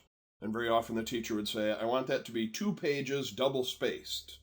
So when we talk about double spacing, we're talking about the vertical distance between lines in a paragraph. And that's what I'd like to talk about now. Now, when you're formatting a paragraph, many times you don't actually have to select the entire paragraph to format it, depending on what sort of things you're doing. If, for example, I wanted to change the font, as we did, I really did have to select all the characters in the paragraph to change the font. But for things like indentation and line spacing, you just have to click to put your cursor, again, also called the insertion point, in the middle of such a paragraph. So I'm going to do that with this paragraph right here that starts with books and beyond has always been a place to go for your reading pleasure. So I'm going to click anywhere in that big paragraph. Now remember what a paragraph is according to Word. If I go up there and turn on the Pilcrows under the Home tab, so here's the end of one paragraph, here's a blank paragraph, here's this paragraph, no Pilcrows at the end here, it just word wrapped, here's the end of the paragraph. So I'm talking about everything between here and here is this paragraph, and I've just clicked in the middle of it. I'm going to turn the Pilcrows off right now. And so what I want to do now is set the line spacing to be what's called double spaced. Now I notice under my Home tab, there's this whole paragraph group up here, and the names don't really show up till you hover over them, but if I look at this one right here, I can see that its name is line and paragraph spacing, and then they try to tell me how this works. So if I click on that right now, I get a little pull-down list, and I can see that it's single-spaced, but I could make it 1.5 spaced, or the dreaded double-spaced, even the even more dreaded triple-spaced. Usually that's kind of overboard, but if my teacher said I needed to do something double-spaced, then this would be a nice way to do it. And I love that live preview. So I'm going to back out of there, and I haven't actually made that choice, and I'm just going to click away. We're talking about another way that I could get in and look at the line spacing. You may remember our discussions of these little guys, little down-pointing right arrows, called the dialog launcher. If I click the dialog launcher, I am taken to a relatively old-school dialog window where I can set the line spacing right here. Notice many same choices, and some other ones that weren't on that list. I can also talk about indenting left and right. We're going to be doing that in just a moment. So this is a nice window to control a lot of things about a paragraph. For the moment, I'm going to cancel. So I want to switch gears for a second. I want to talk about indenting my paragraph. Again, that's temporarily increasing the white margin space. Well, here's a little button that will do that. I'm hovering over it. It says Increase Indent. Notice I'm not getting a live preview of that. And when I click on it, oh, look what it did. It indented the left side of that paragraph roughly a half an inch. Now, what if I want to indent the right-hand side of it? Turns out there's no button for that. I see a little button with an arrow pointing the other direction. It says Decrease Indent. And when I click on it, well, it decreases the indent on the left side of the paragraph. So what if I want to indent both sides? Well, okay, a couple of things we need to talk about there. Now, I've also mentioned earlier left aligned, centered, right aligned. There's a fourth one up here called Justified, and I'm going to click on that. And notice how it nicely lines up both the right and left sides of my paragraph. And this way, when I indent, it will be a little bit easier to see that I'm actually indenting that thing. But there's no quick button for it. So I'm going to go to my dialog launcher for paragraphs, where I could indent the left and the right side. Now I can spin it up here, 1/10 of an inch at a time. I can see a little preview down here, and I can do the right side, only this time instead of spinning it up, I'm just going to drag across the 0. I'm going to type in 0.5. It assumes I mean inches. And then once I click on OK, there it is, indented from both sides, about a half an inch, and it's easy to tell that it's indented because I've got that right side lined up nicely when I justified it. So why don't you take just a moment and do that. Click anywhere in this paragraph, Books and Beyond has always been a place, blah, blah, blah, and you can play with the justified alignment, and you can play with the indenting left and right. So the justified alignment can be done here, the left side indenting can be done up here, but if you want to control all of that stuff, maybe go to the dialog launcher, where you could notice the alignment here, left aligned, right aligned, centered, justified. You could have done that here. And then I was able to indent a half an inch on each side. And you can see that I've got all the line spacing right here. So take a moment and go to this dialog window. So far I'm going to cancel. Remember to get there, you're going to go to the Home tab here in the paragraph group. You're going to click on the dialog launcher.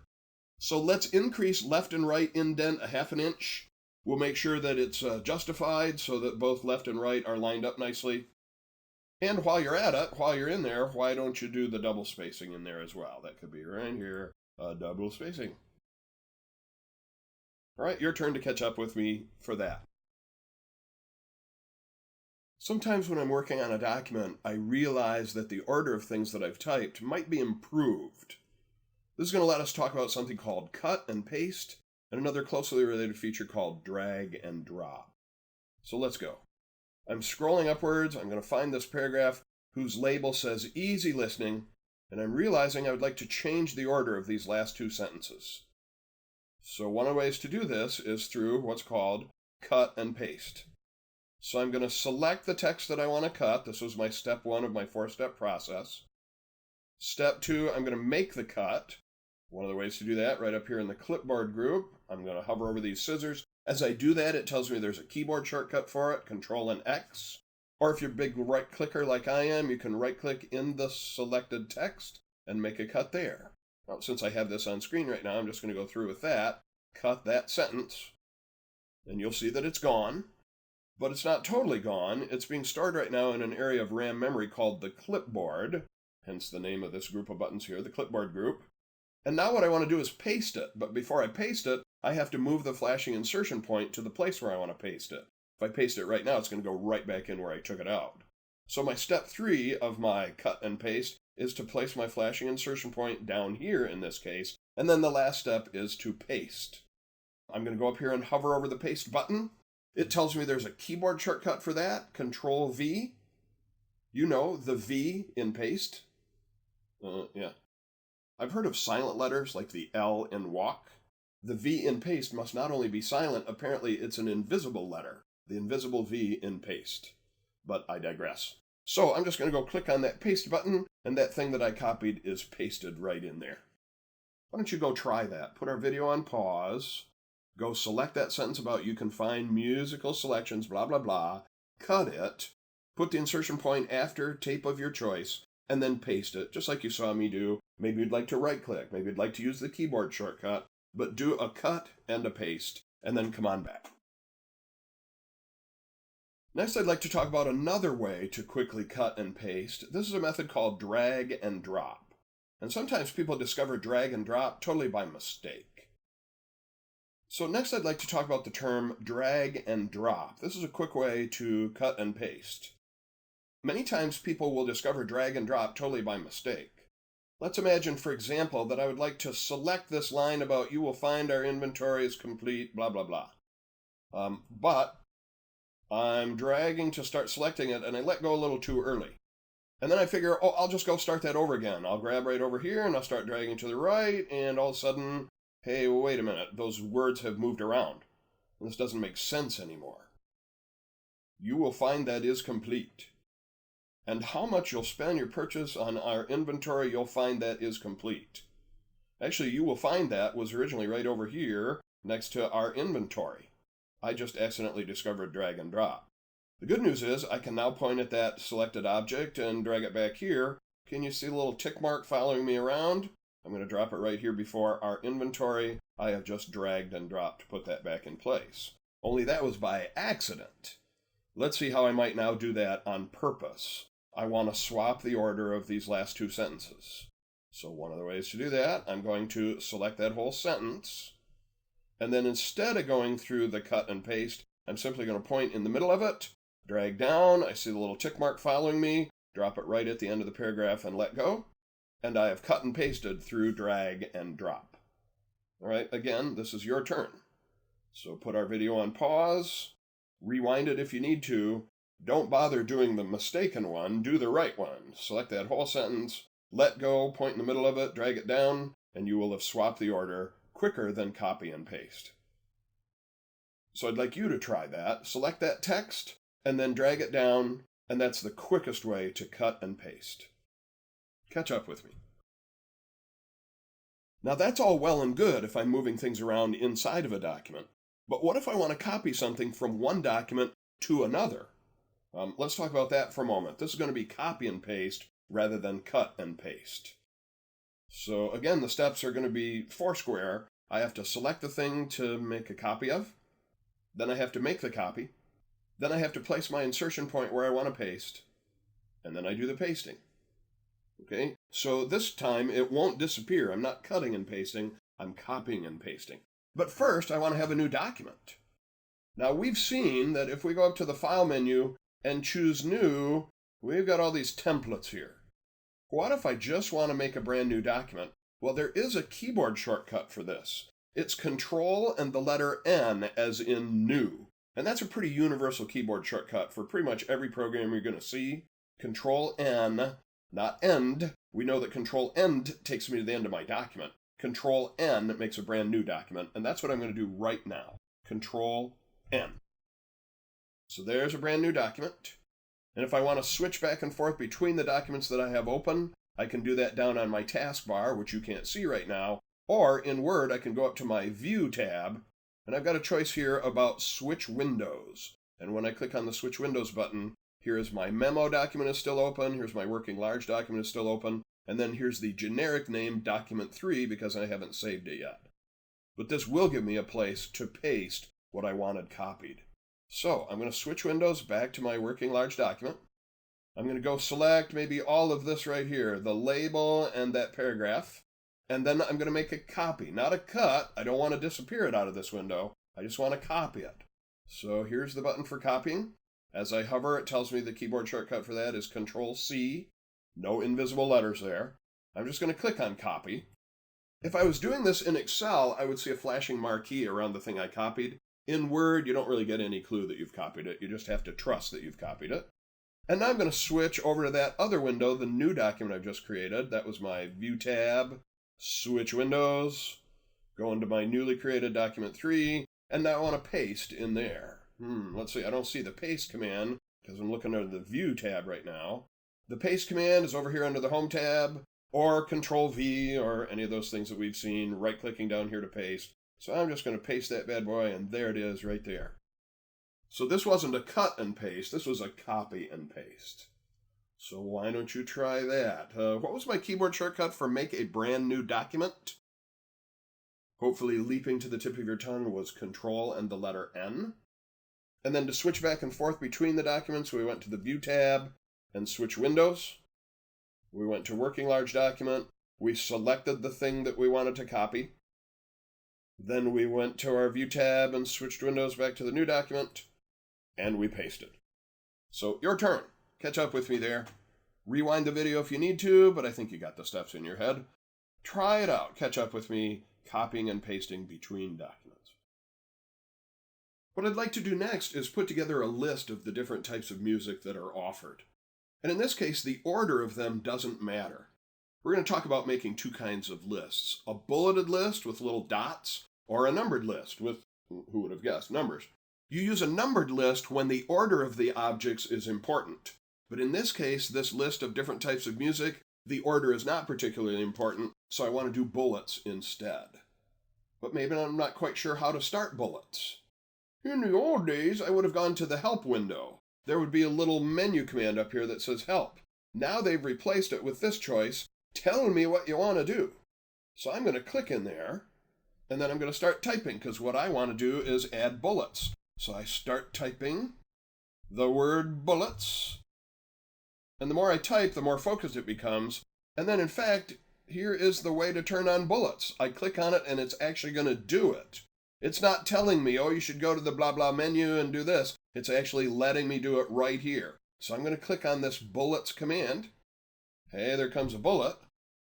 And then I want to say, all right, one kind of music is going to be rock. But there are different kinds of rock. So when I hit the Enter key, it assumes that I want to continue that bulleted list.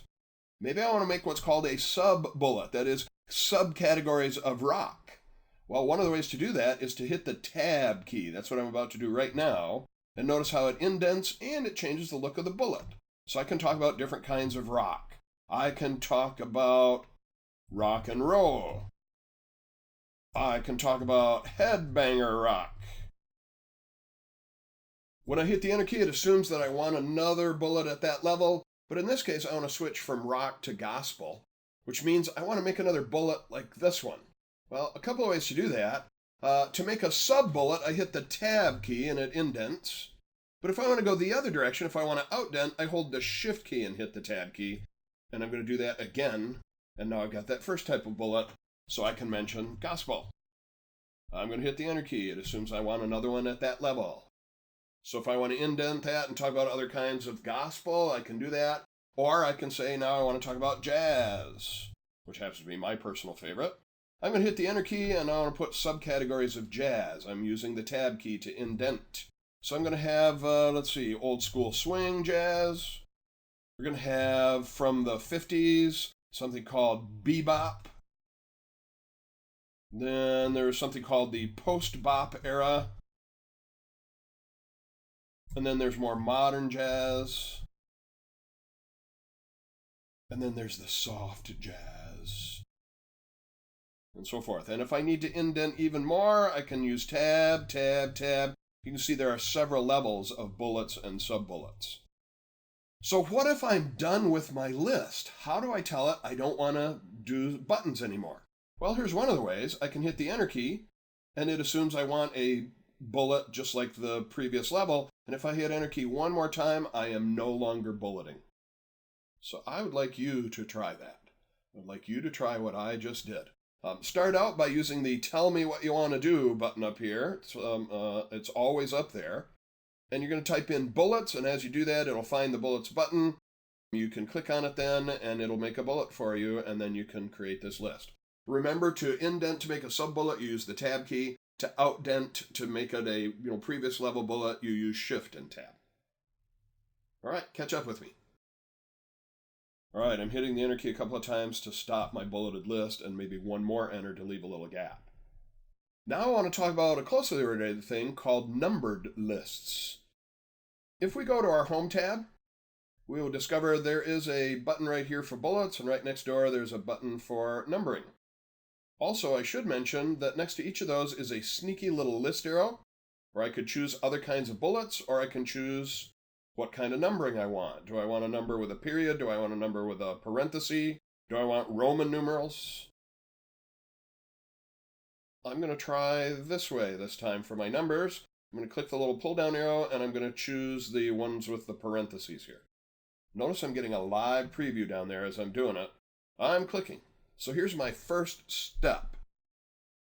Now I'm a part-time musician, so maybe I want to talk about the steps to recording a piece. So let's see, starting right from the beginning, I have to get out my horn. I need to put it together. Now you might have just seen something happen there. I didn't capitalize the first letter, but as I began typing and hit the spacebar, it assumed that I wanted a capital letter as the beginning of a new sentence. So put the horn together. Step 3, take out the music.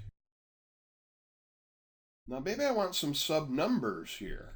So I'm going to hit the enter key, and then I'm going to use the tab key to get a sub number. In this case, it pulls up a lowercase letter. So when I take out the music, I have to decide whether it will be bebop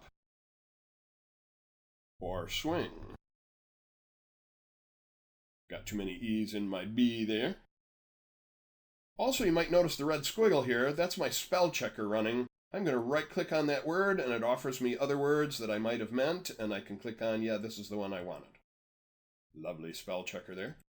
Now, when I hit the enter key, it assumes that I want another one at that level, but if I want to make this one a number 4 instead, what do you suppose I'm going to do? I'm going to do exactly what I did with the bullets. I'm going to Shift-Tab. Holding the Shift key, hitting Tab, I am now making a number 4. So I've taken out the music. Now I want to set the music on the music stand. I want to turn on the microphone. And then I'm going to swing, baby. Yeah, I actually know musicians who kind of talk that way. Yeah, baby, let's swing. Don't worry about the club owner. Sweat not, baby. Yeah, I know people who talk that way. And then when I tell it that I want to stop numbering, I could do that by hitting the enter key enough times to stop the numbering. All right, your turn. So you're going to go turn on the numbering. We did it up here this time. A little pull down arrow, sneaky list arrow next to the numbering button. You can choose one of the different ones here. If you want to go with Roman numerals or something like that, feel free to do that. And then put together some steps. They can either be the steps like I'm doing, or they could be steps to something that you do very often. So make a numbered list, everybody. Our last subject of discussion for this module is going to involve something called themes. So a theme is something that's available all across the Office suite. It's a combination of fonts and colors and special lighting and shadow effects that you will only see when you make diagrams. But the fonts and the colors you'll see during the regular typing. The whole idea of a theme is getting a consistent look across all of your documents in the Office suite. So for example, I could have the same fonts and colors in my 3-panel brochures that I create in Word, same fonts and colors that I use in my PowerPoint presentations, same fonts and colors that I use in my charts and graphs in Microsoft Excel, for example. So this is one of the things that works all the way across the Office suite. I'd also like to introduce some of these styles up here. Under the Home tab, there's something called the Styles Gallery. So we'll be talking a little bit more about text styles in a future subject, but right now is a place where I can introduce them because they kind of tie into the themes. So first thing I'm going to do is go up here and click on the Heading 1 style in the Style Gallery, and then down here I'm going to click to place my cursor, and then I want to talk about the Bebop era. And so I'm going to make that a Heading 1 style. Notice as I hover over it, I can see the live preview. I'm going to click on that. And when I look up here in the corner, I can see that the theme called Heading 1 consists of Calibri Light font in 16-point size. Now, when I hit the Enter key, it is no longer Heading 1. It has switched to something called the Normal style. And the Normal style seems to be Times New Roman 12-point font. All right, and now I'm going to type a little something about the Bebop era, but I'm not going to make you watch me type it. I'll put the video on pause, I'll type the thing in, and then I'll bring it back. So there's the stuff that I've typed in, and I would like you to do the same. So we had a heading 1 for the Bebop era. We hit the enter key, it switched to normal font. And then maybe let me magnify this on screen a little bit to make it easier to read. I'm using some third-party zooming software there. All right, so enter that text, hit the enter key one more time, and then we're going to come back and see how the themes will affect how this looks. All right, everybody, welcome back. So I'm going to zoom out with my third-party software here. I'm going to leave this down near the bottom of the screen, and you'll see why in just a moment.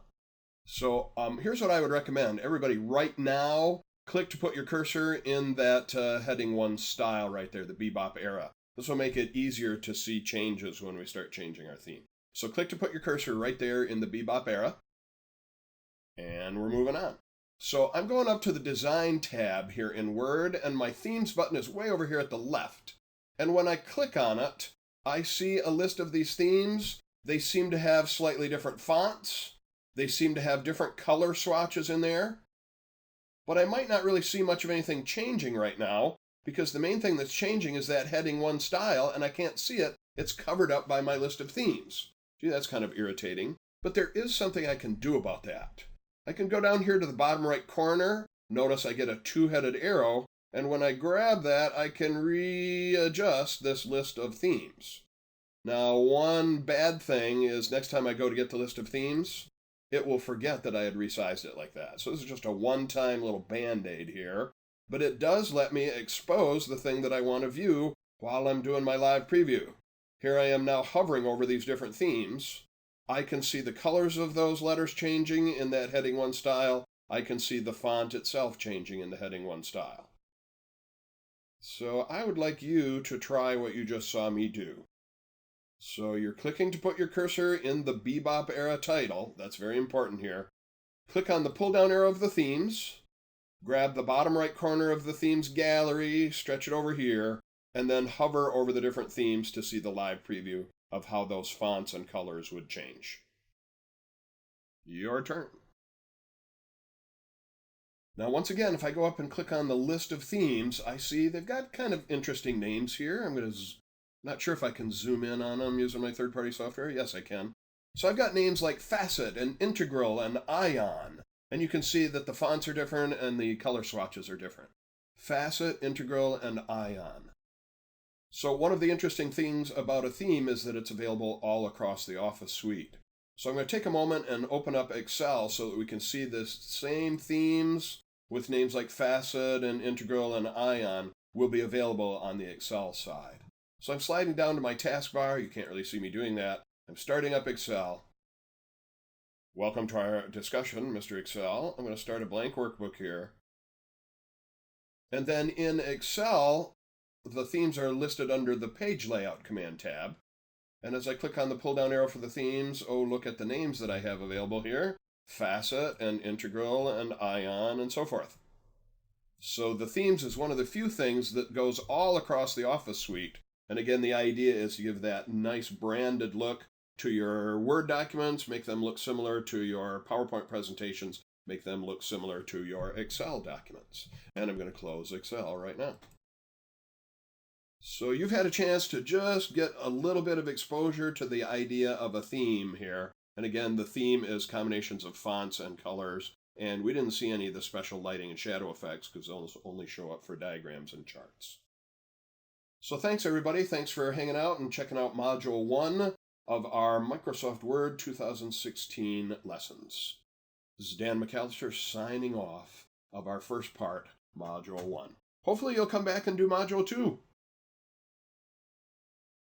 Welcome, or as the case may be for some of you, welcome back to the wonderful world of Word 2016. As you can see here, my name is Dan McAllister, and I'm your presenter today, and we're about to start Module 2. Now, we realize that not everybody takes these modules in order. Maybe you looked at the subjects in Module 1 and told yourself, oh, I know how to do all of those. I'm just going to go jump into Module 2. You'll need some practice files. And I'm not going to start every single module with here's how you get to the practice files. So if you didn't take Module 1, you might want to go back and look at just the beginning of it to see how to get the practice files that we're going to use in our lessons. So when they will arrive in a zipped folder. I recommend you put the zip folder out on the desktop and then extract the documents out of the zip folder and you'll wind up with a expanded folder that looks like this. Let me step out of here and go to my desktop for just a moment. So you will wind up with a folder out here that says Word Sample Files, and when you double click to look in it, here are the sample files that we'll be using. And then as part of Module 1, again, let me step out of here.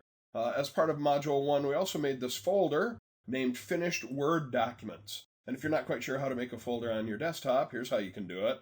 I'm a big right clicker, so I'm going to right click on the desktop, and I see a choice called New and a little submenu. I'm going to make a new folder, named New Folder, and then you can begin typing whatever you want to name that, in this case, Finished Word Documents. So I'm going to delete that off my screen. Yes, I really wanted to.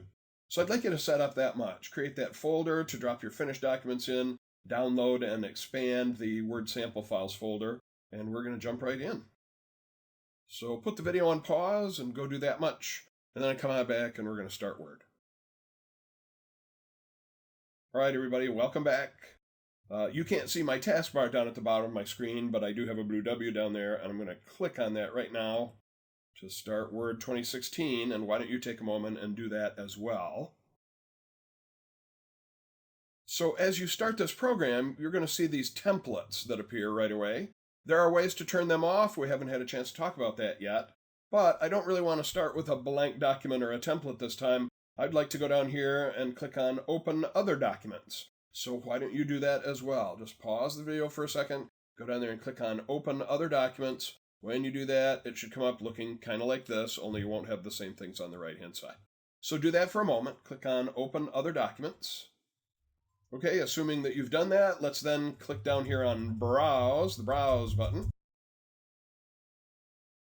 So now I'm in here looking at all the different folders that are on my hard drive. And like good Microsoft and Adobe programs, it's looking in the Documents folder first, but I just told you a moment ago to put things on your desktop. So I'm going to scroll up here and go to the desktop. And then over at the right-hand side, you should be able to see the Word Sample Files like I have. I'm going to double-click to open that. And then on this basically alphabetized list, I'm going to scroll down and find a document named Practice Large Document. Let me make the window a little bit taller so I don't have to scroll quite so long. And I'm scrolling down and I'm looking for Practice Large Document. Once I find it, I'm double-clicking on it to open it. As you open yours, you may get a warning at the top of your screen that says you need to enable editing. And if you see that, I go ahead and click on that. There was just something going on the right side of my screen that won't be happening to you. And so take a moment and catch up with me. Again, maybe put the video on pause and go open Practice Large Document. And when you come back, it's going to look like this. All right, at first glance, it looks like Dan McAllister had me open a blank document. But it turns out if you'll scroll down, I'm rolling my scroll wheel right now, there is stuff on page 2 and page 3 and page 4. So our first subject of Module 2 is to talk about something called page breaks. And in this particular document, there is at least one page break in there already. In fact, there are a couple. And there's at least one place where we need a page break. When I say page break, what I'm talking about is a way to force Microsoft Word to start a new, fresh page with whatever information is sitting at your flashing cursor, also called insertion point. So there is actually a page break here on the first page, and I'd like to show it to you. So this document looks like it is a blank document, but there's actually stuff going on in the background. And I'm going to reveal that by going up and clicking on this little object right up here. Its name is the Pilcrow, and when I click on it, I can see some information going on in the background. For example, several Pilcrows. Those represent places where someone has hit the Enter key when they set this up. And I've got a little thing down below there called a page break. And that's actually the subject of discussion for this first part of Module 2, removing page breaks, adding page breaks, and so forth. So I'm going to leave the Pilcrows turned on, and I'm going to scroll down a bit. You don't necessarily need to do this with me just yet. You can just watch for a moment. So I'm scrolling down a bit, and I see that towards the bottom of page 2, there is a nice new section that appears called Top 10 Favorites, and then they've got some books down here, and there's a table that starts on one page and continues on the next page, and then has a big blank section because of the page break that's right here. So we need to talk about inserting page breaks and removing page breaks and what the heck is a page break and why would I bother using them. So I'm going to turn off the Pilcrows at the moment. And you might as well scroll up and down in your document for a moment with the Pilcrows turned on, and you would be able to see that there is a page break up there on page 1, and there's a page break down here at the bottom of page 3, and we're going to remove some of those, and we're going to add one of those. So take just a second and do that, and then turn off the Pilcrows, and we should be ready to go. So I'll give you just a second to do that. Put the video on pause and catch up with me. All right, so I'm going to scroll down a bit more now to this place where I've got this thing about top 10 favorites. So I would like to move that down to the next page. And what I'll see a lot of people do is they'll click maybe just above it and start hitting the Enter key to move that thing down. Turns out this is not a great idea, and we'll see why. So just watch my screen for a moment. I'm going to hit the Enter key and moving it down, enter, enter, enter, enter, enter, enter, until it goes to page 2. Or in this case, page 3, physically. So far that seems to have cured a problem, but it can actually make a problem. Because what if I need to go up here and add some things? If I add more lines, then what that'll do is kick this thing down even further. Or if I remove some lines, it will move that thing upward, and I will have kind of wasted my time hitting the Enter key a bunch of times to try to line that up. So really, I'm going to take that back. Actually, I should probably show you what's wrong with it. So I'm going to go back up here to the top. I'm going to expose the Pilcrows, and I want to take out these Enter keys and that page break right there. So I'm selecting the Enter keys, the Pilcrows, I tap the Delete key, they're gone. And now I'm going to tap the Delete key again to get rid of this page break. And now everything moves up to the top of that page. And as I scroll down, there's my Enter, Enter, Enter, Enter. And it kind of looks okay down here. But if I decide, I need to add some things, like, anything, I'll just put in my name. And when I hit the Enter key, it then kicks this thing down a little bit more. And the more things I add up at the top, the more this thing pushes down. So that was not the best way to do that by hitting a bunch of Enter keys. Let's talk about a better way. So first thing I'm going to do is undo a bunch of those things. We haven't really talked about undo in Module 1. Let me mention it here. There is an undo button right up here. And as I hover over it, it tells me there's a keyboard shortcut for it, Control-Z. So a lot of people have used the undo button. It makes me fearless. I can just try stuff. But as I talk to people, most of them have never discovered this sneaky little list arrow just to the right of the undo button. I'm going to click on that, and what I'm seeing now is a list of what I did last, and what I did just before that, and just before that, and just before that. And in this case, what I would like to do is undo all of those. Now, I could either use Control-Z, Control-Z, Control-Z, or click the undo, undo, undo, undo, or I can just roll down here. Notice these are in reverse order. So as I go down to the lowest one on the list, this will be the earliest one that I did. By the way, there's no way to undo that 7th one without undoing the 6 things that I did since then. But this is a really nice way to take back all the stuff I've done so far as I click on that thing right there. And now I've got all those Pilcrows up at the beginning of page 1. And here's my table that starts on a funny looking page and doesn't continue nicely on the rest of the page.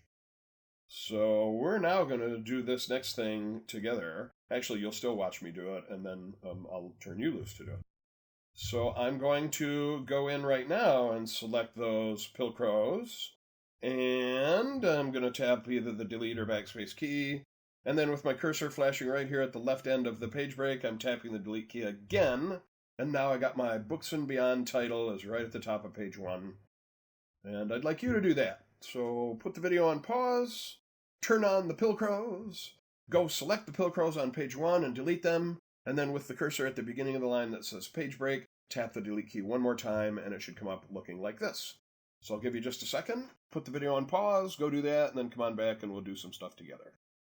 All right, let's turn off the Pilcrows. There's a little trade-off there. It clutters up your screen when you've got them on screen like that. And it's time to scroll down here and let's start dealing with this top 10 favorites that I would like to move down to the next page. What I'm about to do now is I'm going to click above that, but I'm not going to hit enter, enter, enter, enter. I'm going to insert what's called a page break. Now, you saw a moment ago what it looks like when you have the Pilcrows turned on. It looks like a little line going across there with the words page break. So I'm going to insert that right now. To insert a page break, you can, for example, go up here and click on the Insert Command tab. And then right over here at the left-hand side, you can see a pull-down list called Pages. And when I click on that, one of my choices is Insert a Page Break right there. So I'm about to click on that. Again, I went to the Insert tab, I clicked the pull-down arrow under the Pages command, and now I'm clicking to insert a page break. And it's going to happen right here where my cursor is. You can't see it once I go to the menu. So inserting a page break, and there, that took my top 10 favorites down to the next page. So it's your turn to do that. By the way, if I go back up here and turn on the Pilcrows, that was under the Home tab and the Pilcrows, you can see my page break appeared right there. So that's your turn. You've got the Books and Beyond is up at the top of page 1 because you removed the page break that was before it. Now scroll on down there and click just above the line that says Top 10 Favorites and Insert tab, Insert Pages, Page Break, and yours will look just as cool as mine does. So put the video on pause and insert that page break. All right, let us scroll down a little bit more. There's an awful lot of white space here below this table. And that's because just below the table there is a page break. And in fact, if I hover over the place where it is, they give me this little marker here. Kind of hard to tell what's going on there. How could I show myself that there's actually a page break there? Yes, I could turn on the Pilcrows. So your job, your mission, should you choose to accept it, is to get rid of the page break that's there. In order to see where it is, turn on the Pilcrows. Click to put your flashing insertion point, also called the cursor, right at the beginning of the line that says page break, and remove it by tapping the delete key. I'll catch up with you in a moment. All right, time for me to catch up with you. I'm going to go to that Home tab. I'm turning on the Pilcrows. Oh yeah, there's a page break right there. I'm going to click to put my cursor right at the beginning of that page break, and then I'm tapping the delete key. Page break is gone. The stuff that was starting on a new page has now moved up and is taking over all that white space that had been there. Although now, I've got a table down here kind of sitting there by itself. I've got the description of it up here. I've got the table down there, and then it continues. So some people don't mind the look of that, but other people it kind of bugs them. They've got a description of this table, and then the table appears. So you've got one more thing you need to do. Let's put in a page break right there, right above Music Inventory Database, please. So you do it, and then I'll do it. Putting the video on pause, go do that, and then I'll catch up with you. All right, time for me to catch up. I'm inserting something under the pages. I'm inserting a page break. There we go. So now we've got the description of the table on the same page as the table, and everything finishes before the end of page 3. All right, very good, everybody. I'm hoping your screen looks like mine. Let's turn off the Pilcrows. And I'd like to use the Save As command to make a copy of this document, only changing its name, so that maybe later on during one of the later modules, we can come back and reopen the document named Practice Large Document, and it will be exactly as it was when we first saw it. So please don't click the Save button. That would destroy the original Practice Large Document. We're going to use the Save As command instead. One of the ways to get to the Save As command is go to the File tab, welcome to the Backstage view, and then click Save As. If you happen to be with us in Module 1, I don't think I had you use it, but I did mention a keyboard shortcut for Save As is the F12 function key, which I'm about to tap right now. This is me tapping the F12 key. And oh look, I'm in the Save As window. And so I want to put it in that folder named Finished Documents that's out on my desktop. Now I can go over here and click on Desktop, and then over here on the right-hand side, Finished Word Documents. But in Module 1, I made a little shortcut to the Finished Word Documents by grabbing that folder, named Finished Word Documents, and dragged it over here into the Favorites area. Now you notice it doesn't necessarily alphabetize it in there, but there it is. And the advantage of that is, in this case, it's just one click quicker. But the reason that I wanted to introduce that in these lessons is that pretty much everybody I talk to in the business world they're working on their network and they have some shared drive. It's the H drive, it's the S drive, or whatever letter it's assigned to. And they spend a certain amount of their time going into that shared drive, into some folder, into some subfolder inside the folder that's on the shared drive that lives in the house that Jack built. You could save a whole bunch of that navigating by making a little shortcut to that folder. You just have to do what I did. Get to a place where you can see the folder on the H drive inside the other folder and simply drag it over here to the left. Now be careful not to drop it on a folder over there, otherwise you're just basically recreating the problem, putting a folder in a folder. So you have to be careful to drop it between the folders and get one of these horizontal lines. I'm not going to drop it there right now because I already did that. I already have one, but I would suggest that you do that. And then the next time you need to save something into that folder, you don't have to stop at the desktop. You can go right to that little shortcut in your favorites. In the meantime, let's go to the finished Word documents folder, and I would like to rename this. Instead of Practice Large Document, I'd like to name it Module 2 Large Document. So I'm dragging across the word Practice. I'm retyping right over top of that. Module 2 Large Document. I'm going to hit the Enter key or click Save. And so this thing says, hey, this is going to update to the newest file format. The reason it's saying that is the original document was created in Word 2003, which actually stores its documents in a different programming language than we use since 2007 version.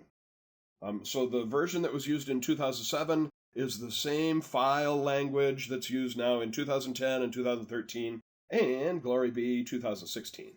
So it's just telling me that I'm going to be upgraded to the newest file format. Woo-woo, free upgrade. And I'm going to hit the Enter key or click OK. And I should be able to see the new name up there, Module 2 Large Document. You may or may not see the 4-letter file name extension up there. Don't worry if you don't, but you shouldn't see the words compatibility mode up there when you're done. So go do what I did. Do not click the Save button. Instead, go to File and Save As, or what was my keyboard shortcut for Save As? Those of you who just chimed in, F12, extra 10 points for you. I don't know where you're going to trade in those points for any prizes, but file them away somehow. All right, so that's your job. Use Save As, name it Module 2 Large Document, and put it in our finished Word documents folder. Our next subject of discussion concerns the white space around the edges of the pages. Now, if I look up at the ruler at the top here, I can see roughly 1.25 inches on the left side, another 1.25 inches on the right side. It's a little bit tough to tell what's happening at the top and the bottom of the page.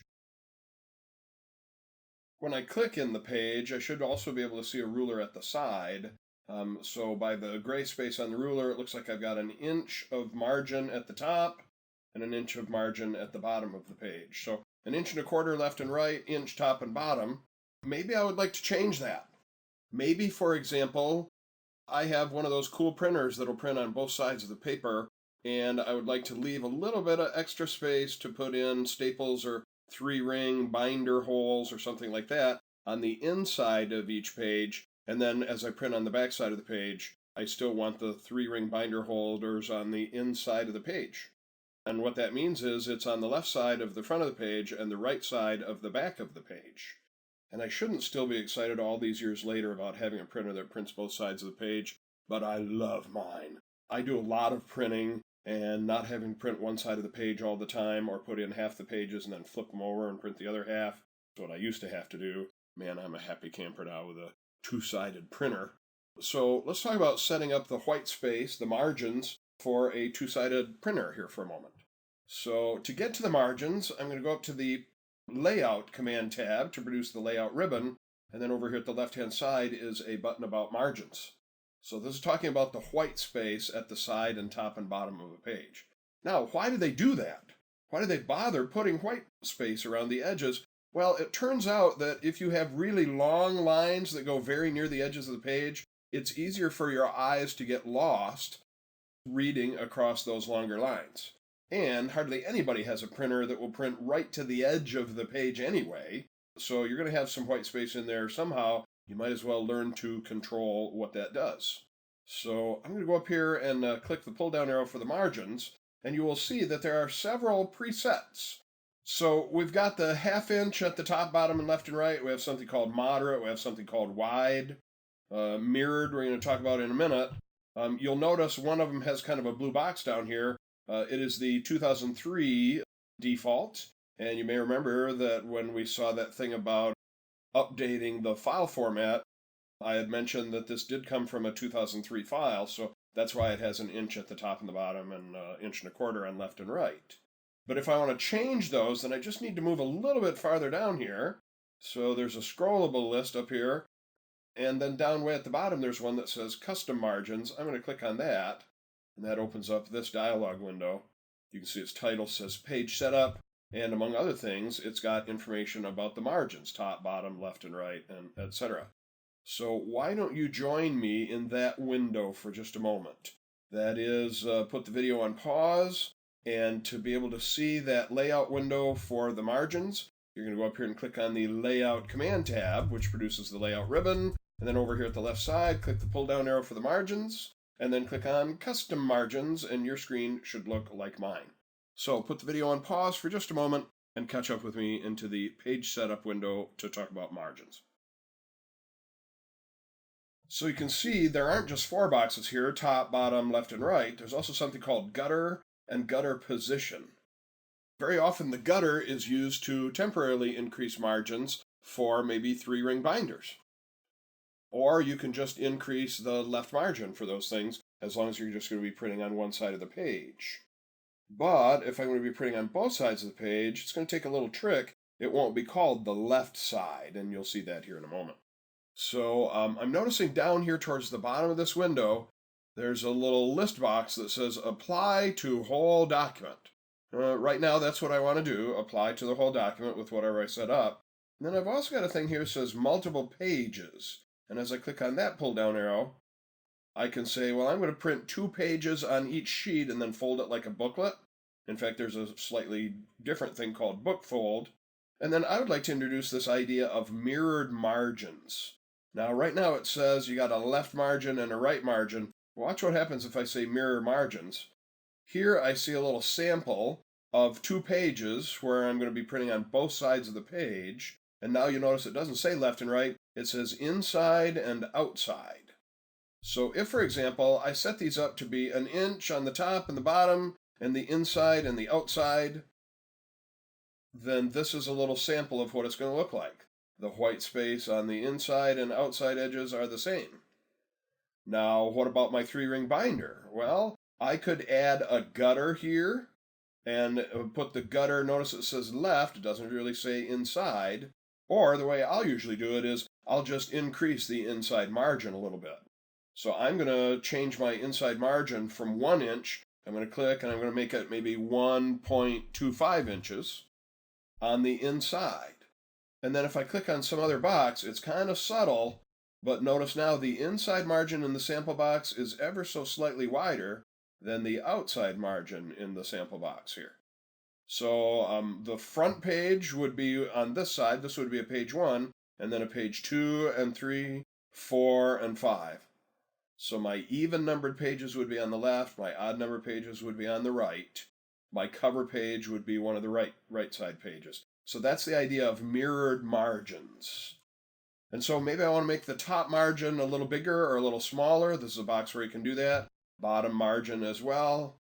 All I've done is increase the inside margin and changed it to mirrored margins. I did them in the other direction there, actually. I did the mirrored margins first. So instead of saying left and right, it now says inside and outside. And change that inside margin to 1.25 inches. And when you click on OK, you will see as you scroll up and down here, here's my odd numbered page. And then my even numbered page, if I can zoom out a little bit here, you can see they are not starting at the same indentation. That's because my odd numbered pages have the 1.25 inches, my even numbered pages have the inch margin. So you can actually see that in action right now. So I'd like you to put the video on pause and go catch up with me. Again, I went to the margins pull-down arrow, went to custom margins, changed them from normal to mirrored margins, and increased the inside margin to 1.25 inches, please. All right, everyone, let's take just a moment and save that document that we've been working on. I don't need to change its name again. I want to keep it named Module 2 Large Document. And a quick way to do that is to just go up and click on this little icon right here. By the way, years ago in a class, this was quite a few years ago now, I had a lady ask me in the middle of a class, "Hey Dan, what's that little TV set up in the corner?" And I had no idea what she was talking about. I went and looked over her shoulder, and she was pointing at this thing, this little floppy disk icon here. I'm not sure how many of you are willing to admit that you saw floppy disks somewhere in your computer studies. Some of you may even have seen the wobbly floppy disks along the way. I have to count myself in that class, and now I'm feeling really old and depressed. So I'm moving on. Let's go up and click on that little TV set. That's actually what we just called it the rest of the semester. We'd say, everybody go up and click the little TV set, make sure you've saved the latest and greatest version of your document, and everybody knew what I was talking about then. So I'm going to go click the little TV set. It doesn't ask me what to name it or where to put it, it just updates it. All right, our next subject of discussion, I would like to use a separate practice file here. So let us go to File and Open, or those of you who like keyboard shortcuts, keyboard shortcut for opening a file is Control and the letter O. So I'm actually going to do that right now. I'm going to hold Control and tap the letter O, not the number 0, the letter O, and here I am now opening a file. So maybe you'd like to try that, Control and O, to get yourself where I am. Put the video on pause and do that for just a second.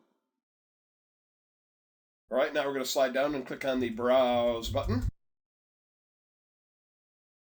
So mine remembers that the last place I'd been working was the Finished Word Documents folder. What I need is the Word Work Files folder. So I'm going to scroll up just a little bit over here on the left side, go to my Word Sample Files folder. And then I'm going to scroll down and find a document named Section Breaks for Module 2. I'm going to give that a quick double click. When it opens up on your screen, you may see a thing about needing to enable editing. If you do see that, go ahead and click on Enable Editing, and then your screen should pop up looking like this. I'm going to zoom in a little bit by holding the Control key and rolling my scroll wheel on my mouse. All right, so put the video on pause, take just a second and catch up to me. Open the file named Section Breaks, please, and then come on back. So maybe I would like to take part of my document and make it look like 2 columns wide. Now, if I just scroll down a little bit and click somewhere in the document and go start looking for columns, I'll find something about columns under the Layout tab here. So I'm going to go click on that Layout tab. And then you should notice that there is a button over here about columns. And when I click on the pull-down arrow under columns, I get to choose how many columns. Now, by default, the columns are going to be equally spaced with just a little bit of white space between them, a little margin gutter, they call it. I can offset them so that I have a skinnier column on the left, or a skinnier column on the right, or 3 columns. If I went down here to more columns, I could actually choose how many columns I want. But when I started this discussion, I said I wanted 2 columns. I'm about to make a little mistake here. I'm going to go click on 2 columns. Right, there's my little mistake. All of a sudden, it looks like a newspaper. I got what's sometimes referred to as newspaper-style columns. And if that's what I wanted, okay, that's great. But things can get a little bit strange there because I've got to read all the way to the bottom of that first column and then move my eyeballs up and read all the way to the bottom of that second column, and then I'm going to the next page. That's fine if that's what I'm trying to do, but in my case, that's not what I was trying to do. I only wanted to make part of the document appear as 2 columns. Thank goodness for undo. So I'm going to go up here and click on the undo button, or I could use Control-Z, and there I'm back to 1 column. That's better. So you don't actually have to go do that. You saw what was bad about it. As you can imagine, maybe what I should have done first is select the text that I wanted to put into 2 columns. So I'm going to scroll down and I'm going to do that. I see a thing here says, to change the overall look of your document. And then the next paragraph is about when you create pictures, charts, or diagrams. So I'm going to put those as 2 columns side by side instead of 2 paragraphs above and below each other, which is what's going on right now. So first thing I'm going to do is select what text I want to put into 2 columns. And then I'm going to go up and click on my columns button, and I'm going to make 2 columns, and notice it only affects that much of my text. So I would like you to do what you just saw me do. Scroll down to the part that says, let me undo that. Scroll down to the part that says, to change the overall look of your document. Looks like that's about the 1, 2, 3, 4th big paragraph. and select that paragraph and the one next to it. And then you're going up here to your Layout tab, clicking on the pull-down arrow and make it 2 columns, and notice it only affects that much of your text. So pause the video, go do that. Now I'd like to show you behind the curtain here. Go turn on the Pilcrows. You're going to watch me do it first. Go into the Home tab, turning on the Pilcrows. Oh look, there's a section break right there, and a section break right there. Now a section break is different than a page break. Think of your document as a big building, and by putting in section breaks, you put in some interior walls. So that's what we just did, and that happened here in the background because of the way that Word is set up. When you select text and put it into columns, it puts a section break above and a section break below. I've just adjusted my screen a little bit so that you could see my status bar down here. Right now, as part of my status bar, it tells me what section I'm in, what page I'm working on, how many total pages I have, how many words are in here. Now, sometimes when you first look down here in the status bar, you might not see the section number, and that's something that can be turned on and off by right-clicking in this area called the status bar. So I'm pointing in the status bar, I'm clicking my right mouse button, and I get a pop-up list of things that I would be able to see down in my status bar if I checkmark them. So if you don't see one for the section down here, then checkmark the one called section, and then you could tap the escape key to step out of that list, and you should be able to see what section you're in. So take just a moment and do that. Put the video on pause, go down and right-click on the status bar, and turn on the section indicator, it's called. All right, good work. So now we can see what section we're in. When I click above that section break, it says I'm in section 1. When I click in the 2 paragraphs, it says I'm in section 2. And when I click below those 2 paragraphs after that section break, it says I am now in section 3. So you should be able to check that out. Take just a second and do that. Check out section 1, section 2, section 3. You just saw how to do it. Now I'm not so crazy about what's happening right down at the bottom of my first column. It's a little bit tough to tell where that column ends and the next one begins. I can tell easily because I see the Pilcrows. But what I'd like to do is take that next paragraph. I'm going to click just to put my flashing insertion point there. Hit the Enter key to leave just a little bit of a line, a little bit of space in there. So I'd recommend that you do that. Click just at the beginning of the following paragraph, tap the Enter key, kick that thing down, puts in another Pilcrow, and then I'm hiding the Pilcrows right now. So as I begin to scroll down, things are looking fairly nice here.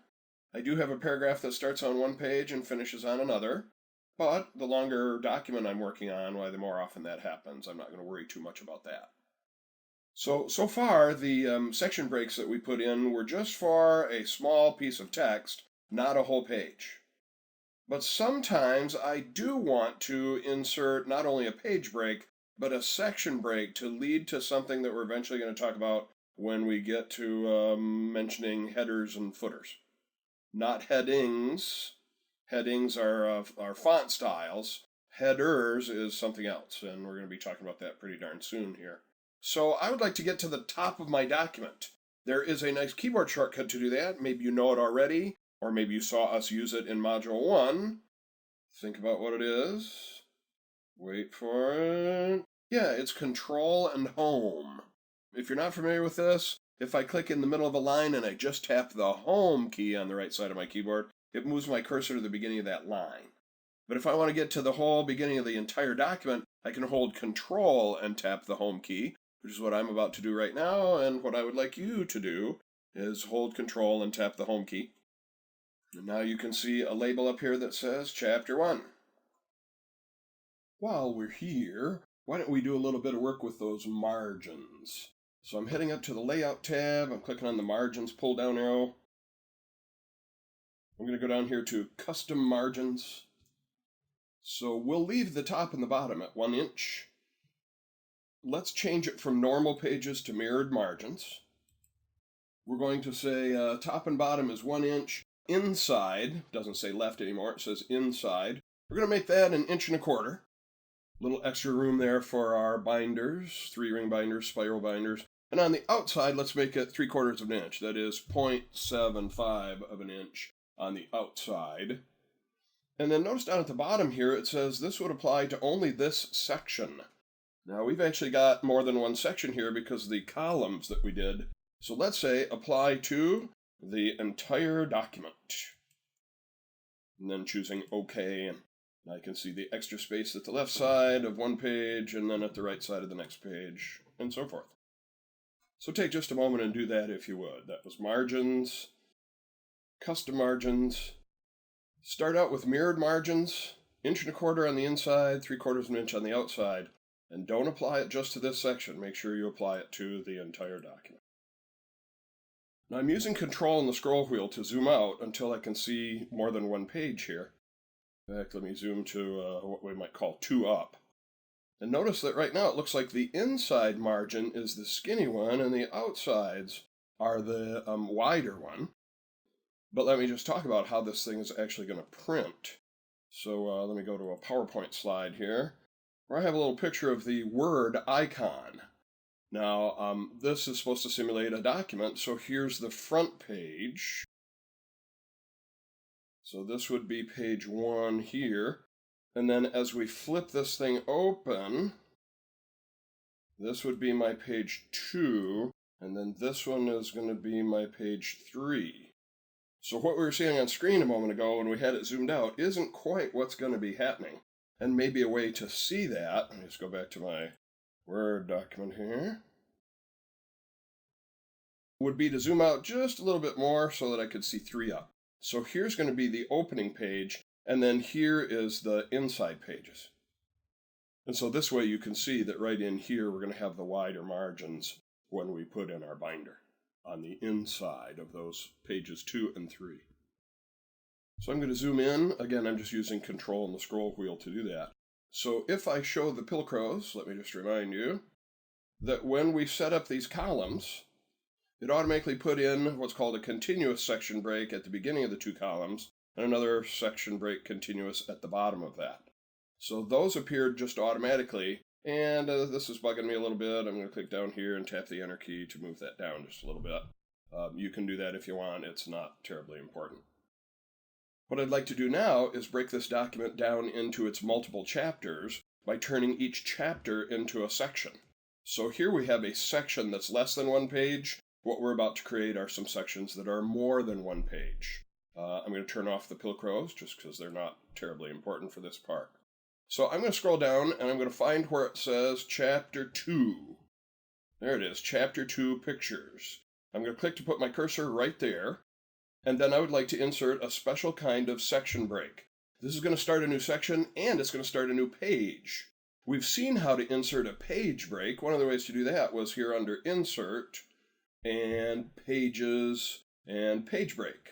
Or as I hover, it says Control and Return, Control and the Enter key. That would create a new page, but it wouldn't create a new section. So for this, we're going to switch instead to the Layout tab, and then you'll see a choice in here about breaks. And when I click on that, you'll notice the breaks are broken down into 2 parts here, page breaks versus section breaks. And there's actually one of them that's both. This guy right here, Next Page, says insert a section break and start a new section on the next page. So that's what I'm going to do right here. Next page break. Boom, there it is, starting a next page. And if I turn on the Pilcrows again, Home tab, Pilcrows, I can see it's not just a page break, it is a section break called Next Page. So that's your job right now. Put our video on pause, scroll down and find that spot where it says Chapter 2, click to put your insertion point right there, go to the Layout tab, insert a break that is a next page break. That'll start a new section and a new page. Put our video on pause, go join me. All right, next thing I'd like to do is find where it says Chapter 3. Now I can scroll down and eyeball it, but there is actually a find command that's available here. So I'm going to go up to the Home tab. Way over here, I've got a choice to find something. When I click on that, it opens up my left side navigation pane, and then I can tell it what I'm looking for. I would like to look for the specific words Chapter 3. And it finds where Chapter 3 is.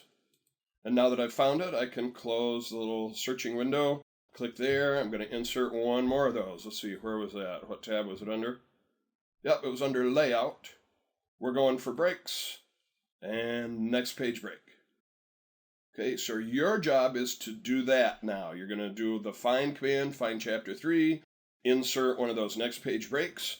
Then you're going to go find chapter 4, do the same thing, chapter 5, do the same thing. When we come back, I will have that done already, and so will you, because you did it as you put it on pause here. So put it on pause, go find 3, 4, and 5, and make them new next page breaks. And the next thing we're going to talk about is doing stuff up here in the top margin called adding page headers. So that will be the subject of our next lesson. In our last session, we set up the margins, mirrored margins, and we inserted some next page breaks, so we have several different sections. Right now, as I look down at the bottom of my screen, I can say that I am now in section number 7. So what I want to talk about next is this header area right up here. Anything you put in the header area will appear on all of the pages at first, although we can adjust that so that I could have a different header in the different sections. And that's what we're going for the next 15 minutes or so. So here we go. So in order to insert a header, we would go to the Insert tab right up here. That's where I'm headed, and click on the Insert tab. And one of my choices here is to insert a header. And when I click on the little pull-down arrow, here comes a list of headers that are pre-created and built into every copy of Word. And I see one here called Banded, and when I click on that, here is something called the Banded header. And as I scroll up and down, you'll see that that's happening on every single page. And if I look closely, it's got a little place where I could click and type in the document title, and that way that would appear on every single page of every single section. But maybe I would like to have different things in each of those sections. Maybe at the top of all the pages of Chapter 1, I want it to say Chapter 1. At the top of every page that's in Chapter 2, I want it to say Chapter 2. So that's what we're going to do. One of the ways I can get rid of this one would be to go up here to the header tools. By the way, notice I am now in a whole ribbon of stuff I can do in the header. And I'm going to click on Header. And you'll notice way down at the bottom there's a choice about Remove Header. On the other hand, if I know what I want to put there instead of what's here, I don't actually have to remove it before I choose the other thing that I want to have happen there. So watch my screen. Here's the other thing I want to have happen there. So I'm going to go up here to Header again. And I notice a choice that says Blank. Now it turns out that's different than Remove Header. So I'm going to click on Blank, and you'll see what that does is give me a little placeholder where I can type stuff. And again, right now, that's happening on every single page. And whatever I type there would happen on every darn page. So I'm going to scroll way up to the top here. I could use Control Home, of course. And I'm going to click where it says Type Here. Now, right now, you can see it says Chapter 1, the Insert tab. And as I scroll down to the next page, that one doesn't say anything about Chapter 1.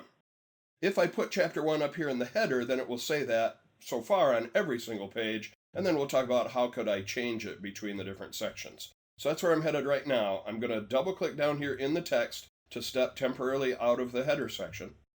I'm going to go select that Chapter 1, the Insert tab, blah, blah, blah. I'm going to cut it.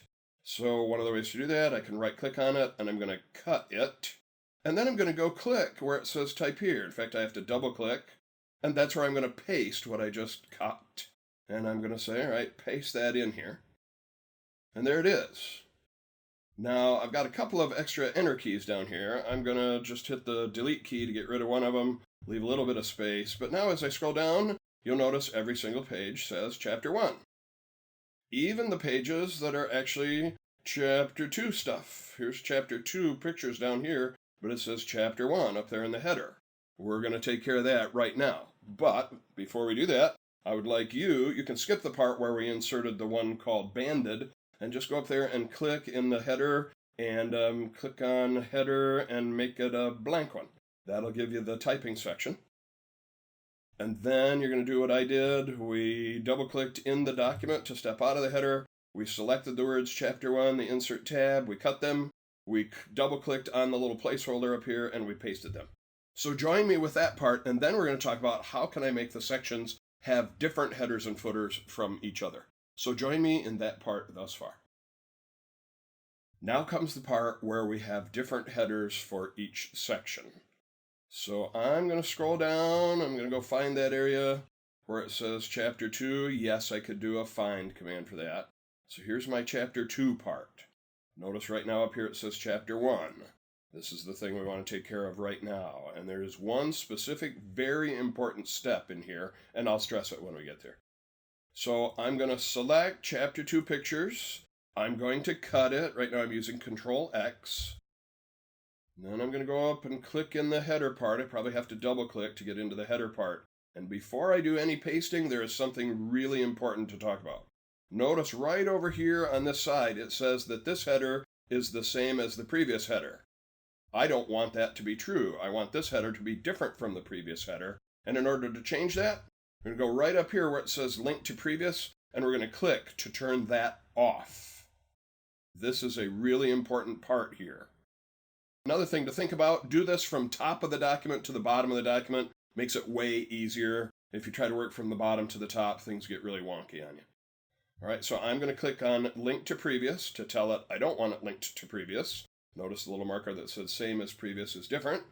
And now I'm going to drag across the Chapter 1 stuff, and I'm going to paste in the Chapter 2 stuff. And if I've done that right, if I've been very careful not to link to previous, I should be able to scroll up here and see Chapter 1 in the section above there, and Chapter 2 in the section below there, and right now it says Chapter 2 on every page till the end. We'll do something about that in a moment.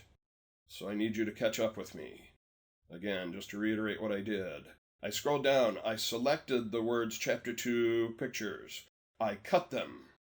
I went up into the header section, I double-clicked on the placeholder, but before I typed anything, I made sure to go over here and notice that it said same as previous, and the way that we got around that was, we went up here to the top and we unselected Link to Previous. Then we pasted in the Chapter 2, and then you should be able to scroll up and see Chapter 1 above and Chapter 2 below, and things will be really cool at that point. So put that video on pause, catch up to me. Now this would be a really good time to go up and save your document. Go click that little TV set. All right, I'm going to guide you through one more of those, and then you're going to have to do it a couple more times after that. So just to reiterate while we're doing it, I would like to use the Find command. I'm going to go to my Home tab and click on Find. By the way, as I hover over Find, I don't know that you'll be able to read. If I zoom in, you won't be able to see it. Control and F is a keyboard shortcut for Find. So I'm going to do that right now. Control F opens up my navigation pane, and this time I want to have it find Chapter 3. And in fact, it's in there from a similar search that I did before. And here I am now at the part about Chapter 3 themes. So that's the thing that I'm eventually going to copy and paste up here, where it currently says Chapter 2 all the way to the end of the document. All right, so see if you can remember the steps. We need to cut, but before we paste, we have to make sure we are not linking to previous. So maybe you can do that right now. Maybe you can remember how to do the steps, but I'd recommend watch me one more time.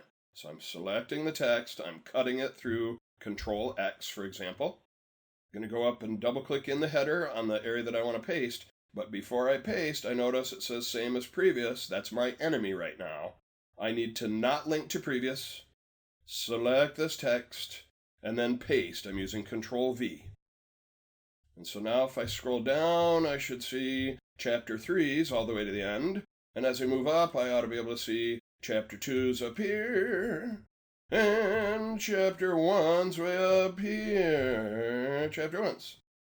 Okay, so that is your job right now. You're going to do that for Chapter 3.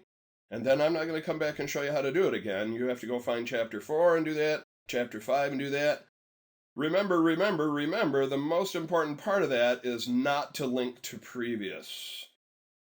So you're going to go do that for Chapters 3, 4, and 5 now. For my next trick, ladies and gentlemen, I would like to pull a rabbit out of my sleeve. No, that's not what I'm going to do. What I want to talk about now is footers. So for our headers, I wanted a different thing at the top of each of my different chapters. For my footer, what I want it to show is in the middle of the footer, I want to see the date, and at the right side of the footer, I would like to see the page numbers. And I want that to happen just all the way through the document. I'm not going to have to worry about same as previous. Although I could There are times when people would like to have each chapter start over with page 1, but in my case, I am not worried about that. So we're going to work in the footer section, and we're going to see how we could create a footer that we could use over and over again in more than one document. So I can start in any footer down here. Doesn't matter what page I'm on, doesn't matter what section I'm on, as long as I'm going to use same as previous. Maybe just to sort of make sense here, I'm going to go to the top of the document. I don't have to, but I'm going to. So I'm double-clicking out of the footer. I'm going to use my Control-Home keyboard shortcut to get up to the top of that thing, where it nicely says Chapter 1. I'm digging on that. Now, I would like to insert a footer. And when I say insert a footer, I'm giving you a big clue. It's under the Insert tab, the same way header was. So I'm clicking on Insert. I'm going to go over here to Insert a Footer. And in this case, I would like to have 3 placeholders down here. So instead of blank, I'm going to go with blank 3 columns. And it drops that down in my footer, 3 separate placeholders. Now, I either have to type something in there or remove them. Otherwise, I will actually see the words type here, and that would be an awful thing. So for the first little placeholder, I'm going to click and tap the delete key. And then I'm going to go to the second little placeholder and click. And now I've got a whole ribbon up here of stuff I can do in my header and footer, like insert the date and time. So I'm going to click on that right now, inserting the date and time. It says, how would you like the date and time to look? I'm going to go with the little short date here. And notice a checkbox that says update automatically. So that means every time I open this document, it will show that day's date down there at the bottom. And that can be handy if I occasionally come and update this file, and when I print it out, it'll have the date of the printout, and that way maybe I can look at 2 different printouts and figure out which one was the most recent, which one had the latest changes in it. On the other hand, if I would like it to show the date at which I last edited it, and not have it update automatically every time I open it, then I would uncheck that. But in my case, I would like it to update automatically so that every time they open the document, it shows that day's date in it. So I will leave that check marked and I'll choose OK. So there is today's date. And then the other thing I said I want to put it in there was the page number. So I'm going to click where it says type here over at the right-hand side. And I've got a thing up here about page numbers. Now, when I click on that, I've got all kinds of choices. Top of the page, bottom of the page, page margins, blah, blah, blah. I have, through my experience, discovered the best way to do that is select the place where you want the page number to be, and then go with this bad boy right here, current position. That way I'm not going to get any surprises about having it appear someplace that I wasn't quite sure of. So hovering over a current position, I see a little pull-down list of page numbers, where I could have it just the page number or the word page and the page number. If I scroll down just a little bit, there is one of them down here. By the way, there's only one of them here that shows page X of Y. So that'll show me what page I'm on and the total number of pages, and that's the one I like. I'm going to click on that and drop it right in there. So it says I'm looking at page 1 of a total of 15 pages. And if I scroll down, it says that on every single page. By the way, just a little keyboard shortcut. If I'm in the header or footer section and I tap the down arrow key, it goes to the next header or footer section. Down arrow again goes to the next header or footer section. And so this way I can see it's going to have today's date and the page number on every single page, and it's just fine with me if it's same as previous. So now it's your turn. Let me just remind you what we did. First, we didn't have a header or footer. Well, we had a header, but we didn't have a footer. So in this case, we went to Insert. We wanted to insert a footer this time. We chose the blank 3 columns. Then we deleted the leftmost placeholder. We put today's date in the center placeholder. And we put the page X of Y in the right side placeholder. Your turn to go do that. Come join me. In our previous lesson, we just saw how to insert a footer, and I promised that we would have a way to save that for future use. It's time to talk about how to do that. So when I'm in a footer, one of the ways to get there, just double-click in the footer area. Now I'm in the header and footer design ribbon. When I click on the pull-down arrow for footer, you'll notice there is a choice down here about save selection to the footer gallery. Also notice that it's grayed out.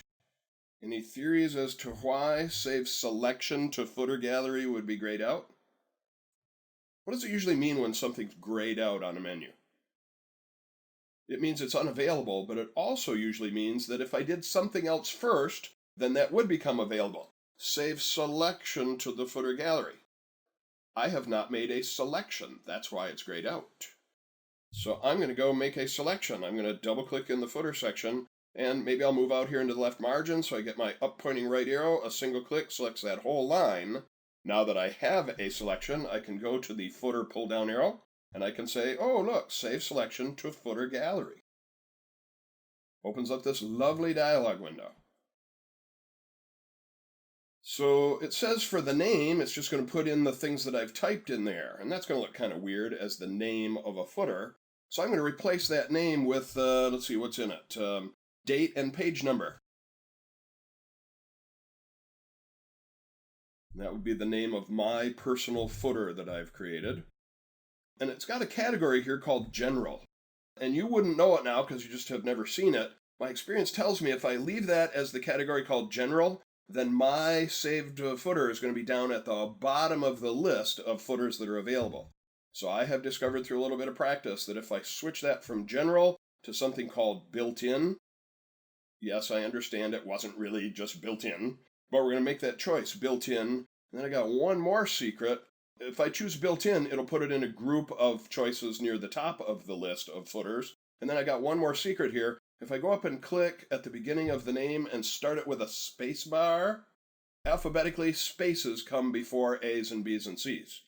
So because of the built-in, it'll be in a group at the top of the list, and because of the space bar, boy, it'll be almost at the very top of the list. The only two that will be above it were the ones called blank and blank 3 columns. So again, reiterating here, I selected the text, I went to footer, I chose save selection to footer gallery, opened up this dialog window. We're naming it spacebar date and page number. Going to put the category as built-in, and then I'm clicking on OK. So what did that achieve? Well, the next time I need to insert a footer, I go up here to footer, and there's mine, date and page number. The only two above it are the blank and the blank 3 columns. Everything else that used to be down there is still below there, but mine is near the top. So it's your turn to do that. You select it, turn it into a footer, do the naming thing where you start it with a space, and put it in the built-in category. Your turn to do that. Hope you're having some geeky fun along the way by now. The next subject on our agenda is to put a nice cover page on this report. And there are some really nice pre-created cover pages that are available. Now, you don't have to be sitting on page 1 to see this happen, but I usually like to. So I'm going to double click out of the footer section so that I'm talking in the main text area now. And I'm going to use my old friend by now, Control Home, to go to the top of that document. So here's what my first page looks like right now. And what I would like to do now is insert one of the pre-created cover pages. And again, insert the cover page. That means it's found under the insert ribbon here. So I'm going to go up and click on the insert tab. And then on the insert ribbon, there's a choice over here about pages.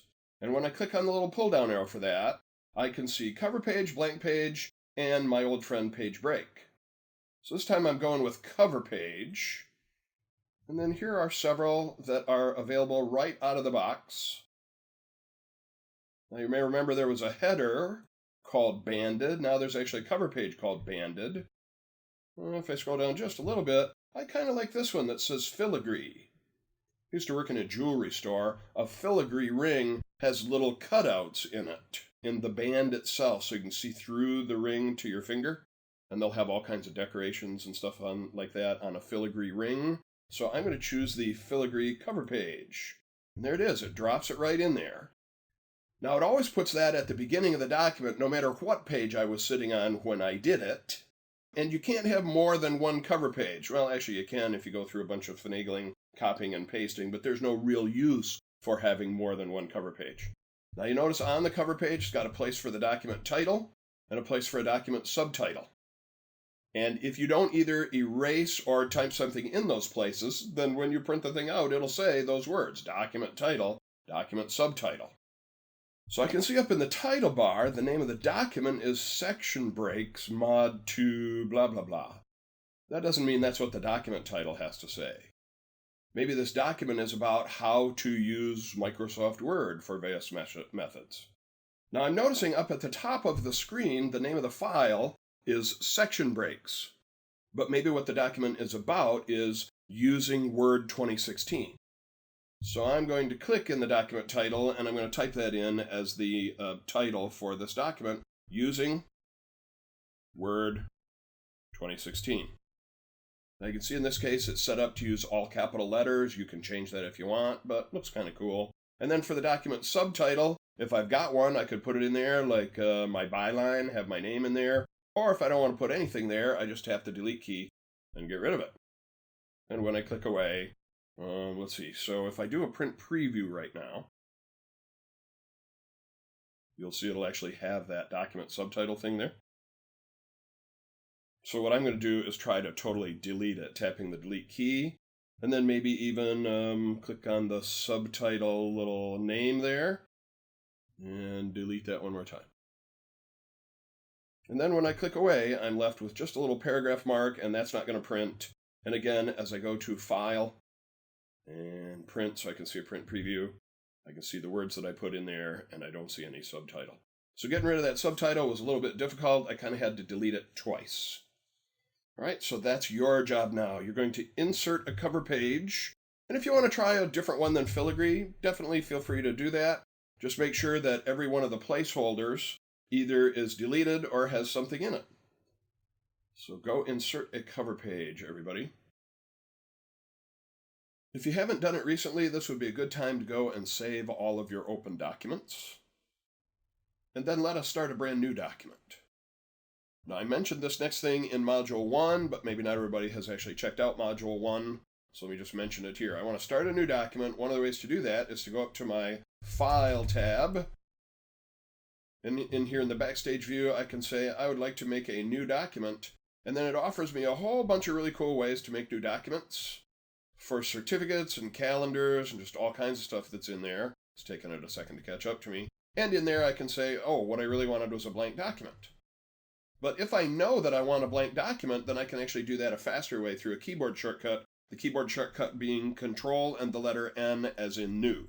Not Control and the End key. That would take me to the end of my document. So I want Control and the letter N for a new document, and you just take a second and catch up with me, and I'm probably zoomed in a little bit more than I want to be. So Control N to make a new document. Go do that on your screen right now. All right, now I'm going to do some typing, and as I'm typing, I'm going to be making mistakes. And some of these it will catch automatically, and some of them I'll have to do a little bit of extra work to get it to catch the mistakes.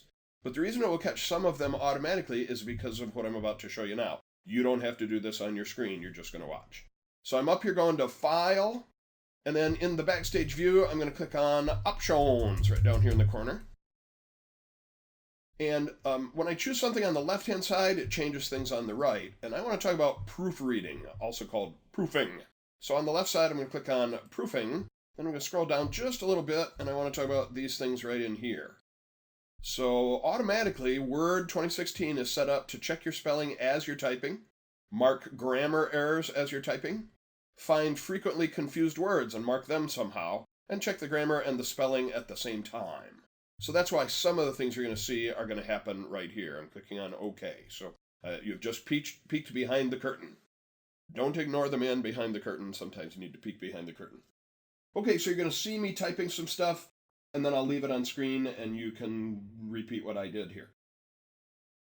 First one is going to be kind of a simple one, like my car are green.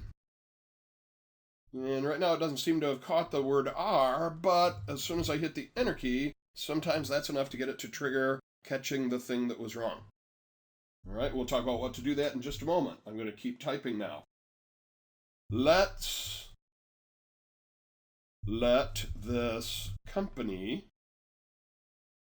go about, but I'm going to misspell about, A-B-U-O-T, about its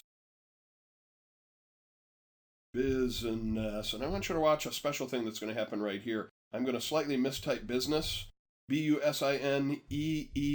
when it really should be E-S-S.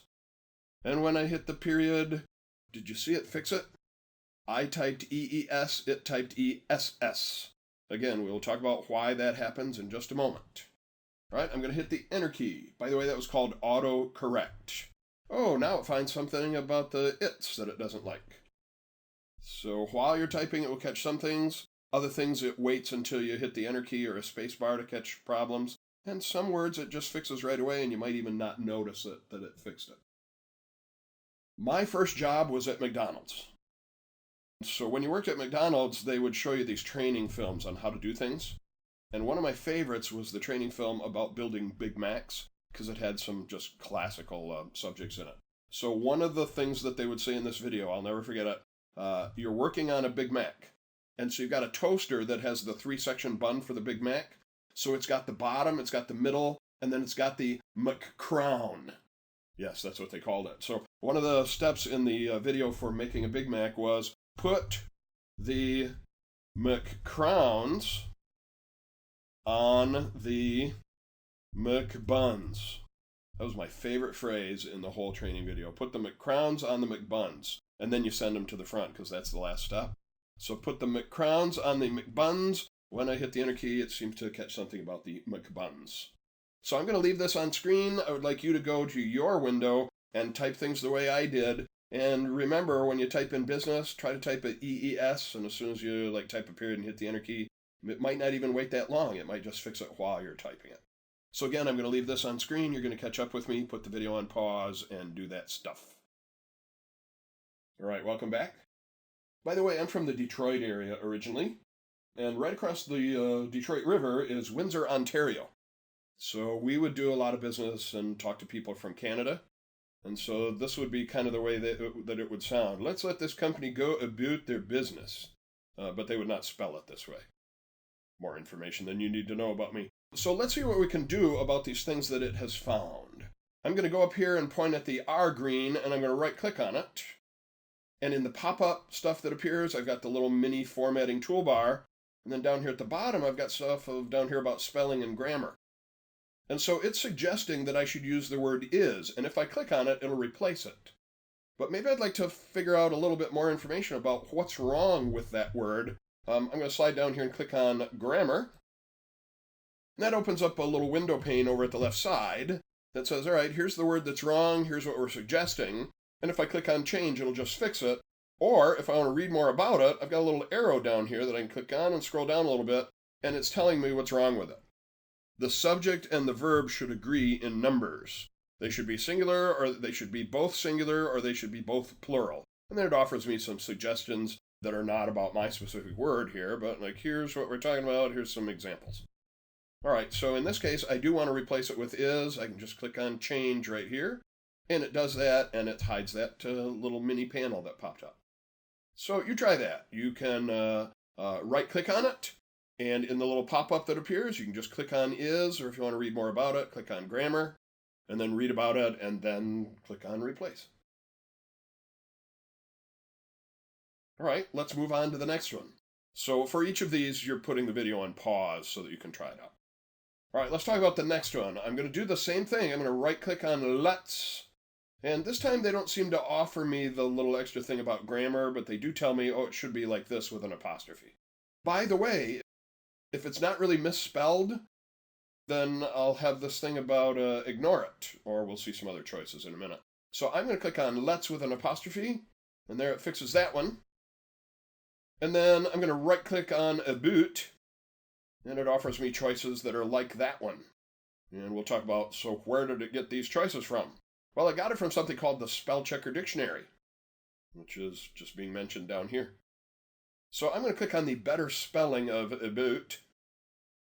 By the way, early on, building computers, they thought they would be able to teach computers how to spell relatively easily. They would give it a bunch of rules, and they'd let it get some experience, and that way it would learn. And eventually they got to that.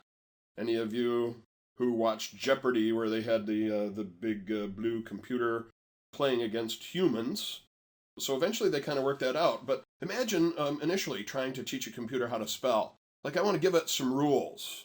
Like, here's one that you've probably heard along the way. If you have a word with an E and an I right next to each other, which one would come first? Okay, computer, I'm going to give you this rule. I before E. There we go. But some of you in your head right now, you're saying, yes, except after C. All right, so now I got to go in and give it the rule about, okay, I before E. Oh, there's an exception here, computer, except after C.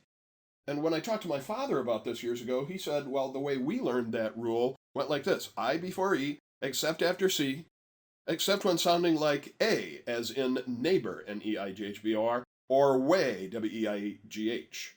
So now I'm in there saying, hey, computer, I before E, oh, there's an exception to the rule, except after C, oh, there's an exception to the rule, and they, eventually kind of gave up on that for a while. And what they've done in the Office suite is give it a spell checker dictionary. Now, this is not a dictionary with definitions. They do have one of those. It's called the Thesaurus. But the dictionary is just a list of about 100,000 correctly spelled words. So that's where it got the better spelling of about, was from that spell checker dictionary. All right, next thing that I'm seeing here is it's with an apostrophe. I'm right-clicking on that. It says this one should be done without an apostrophe. The only time you should use an apostrophe is if it's short for it is. And in this case, that's not that. Let's let this company go about it is business. No, so I need it's without the apostrophe. All right, put the video on pause and you try that. All right, now we come to the McCrowns and the McBuns. So I'm right-clicking on McCrowns. It's having a little trouble figuring out what this should be. Microns, macrons, crowns, McNouns. Man, I don't even know what that word is, but it's in the spell checker dictionary. So if this is a word that I use a lot because I work at McDonald's and I write documents about McCrowns, then I do have a choice to actually add it to the dictionary, and I'm going to do that right now. By the way, it would be a really good idea if you had it spelled correctly in the first place when you add it to the dictionary. Otherwise, you got to figure out, so how do I get it out of the dictionary and then fix it? Well, while I'm just mentioning it, let's talk. Let's see. So I'm going to go up to the View tab, and I'm sliding down here to Options.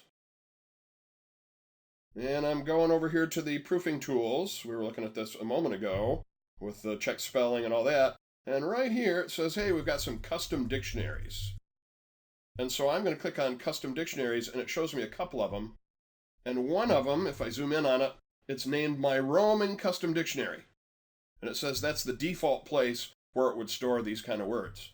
So with that one selected, I have a choice over here at the at the right-hand side that says I would like to edit that word list. So I give that a click, and then here is my special word list. And if I misspell it here, I can delete it.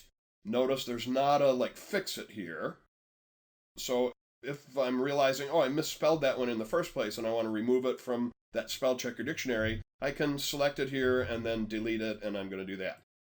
And OK a couple of times. In fact, OK thrice.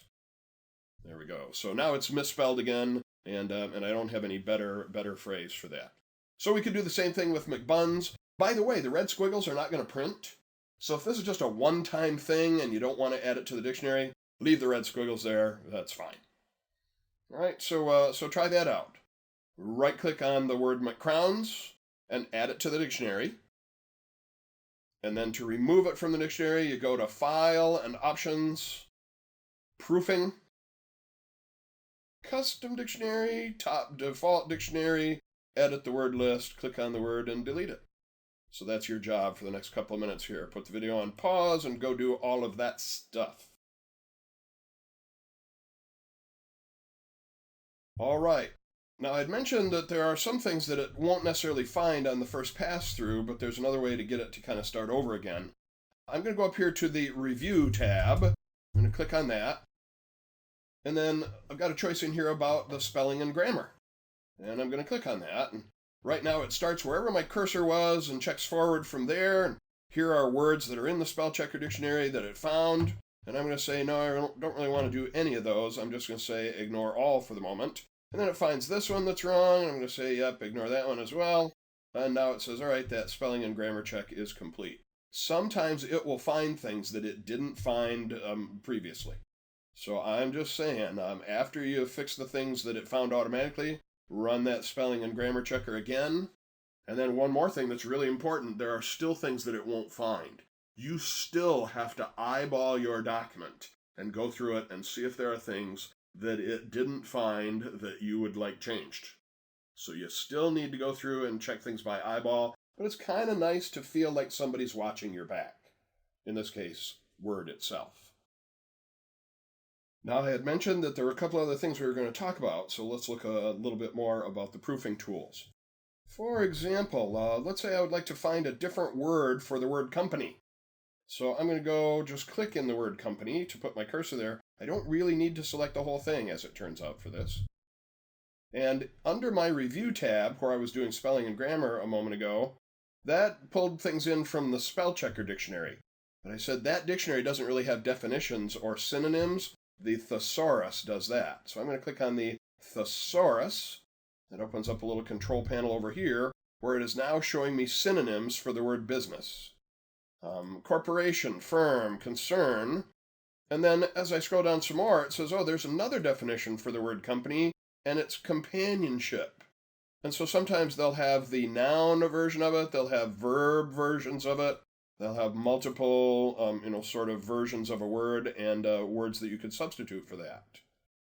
So let's say that I would like to change this to corporation. I am tempted to just click on corporation, because that's what I did when I was running my spell checker or my grammar checker. But watch what happens when I click on corporation. Didn't do anything over here.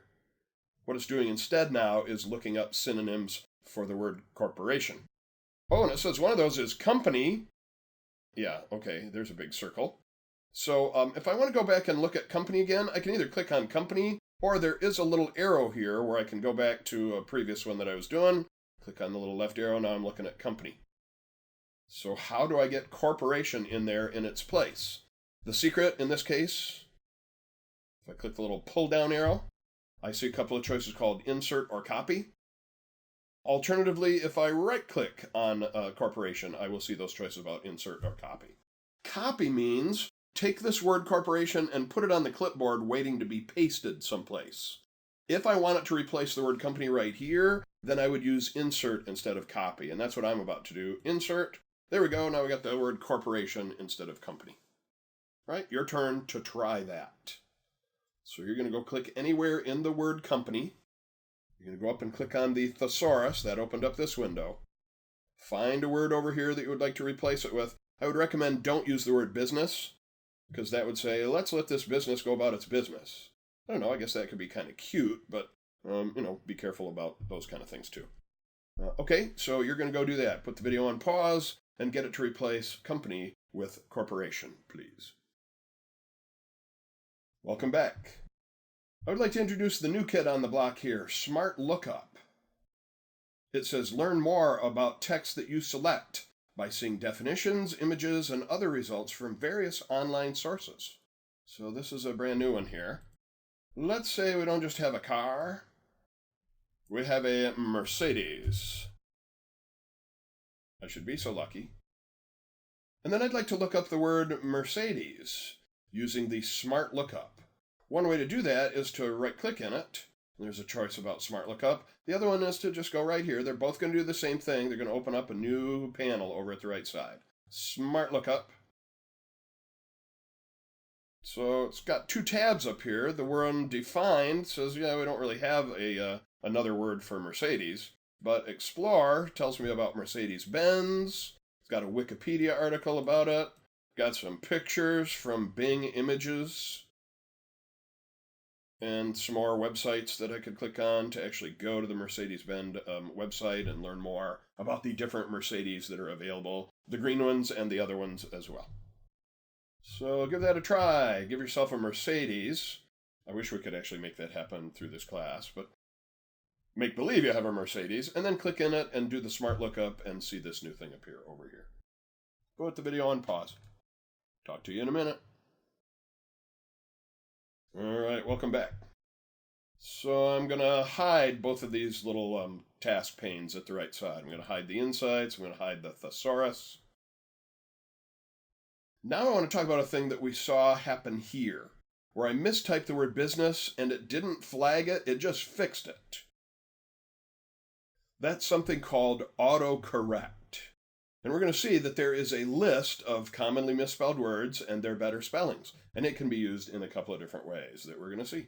So I'm going to click right at the end of that last sentence. I'm going to hit the Enter key. And I'd like you to watch it do a couple of these. I went to, and I want to type the word the, except I mistype it, T-E-H. You see me typing T-E-H. When I hit the space bar, it says, oh, you probably meant T-H-E. And if I'm just typing along and I misspell it like that, I won't even see it fix it. It just does it. So I went to the store, and I'm going to misspell it, A-D-N, and I bought a Mercedes.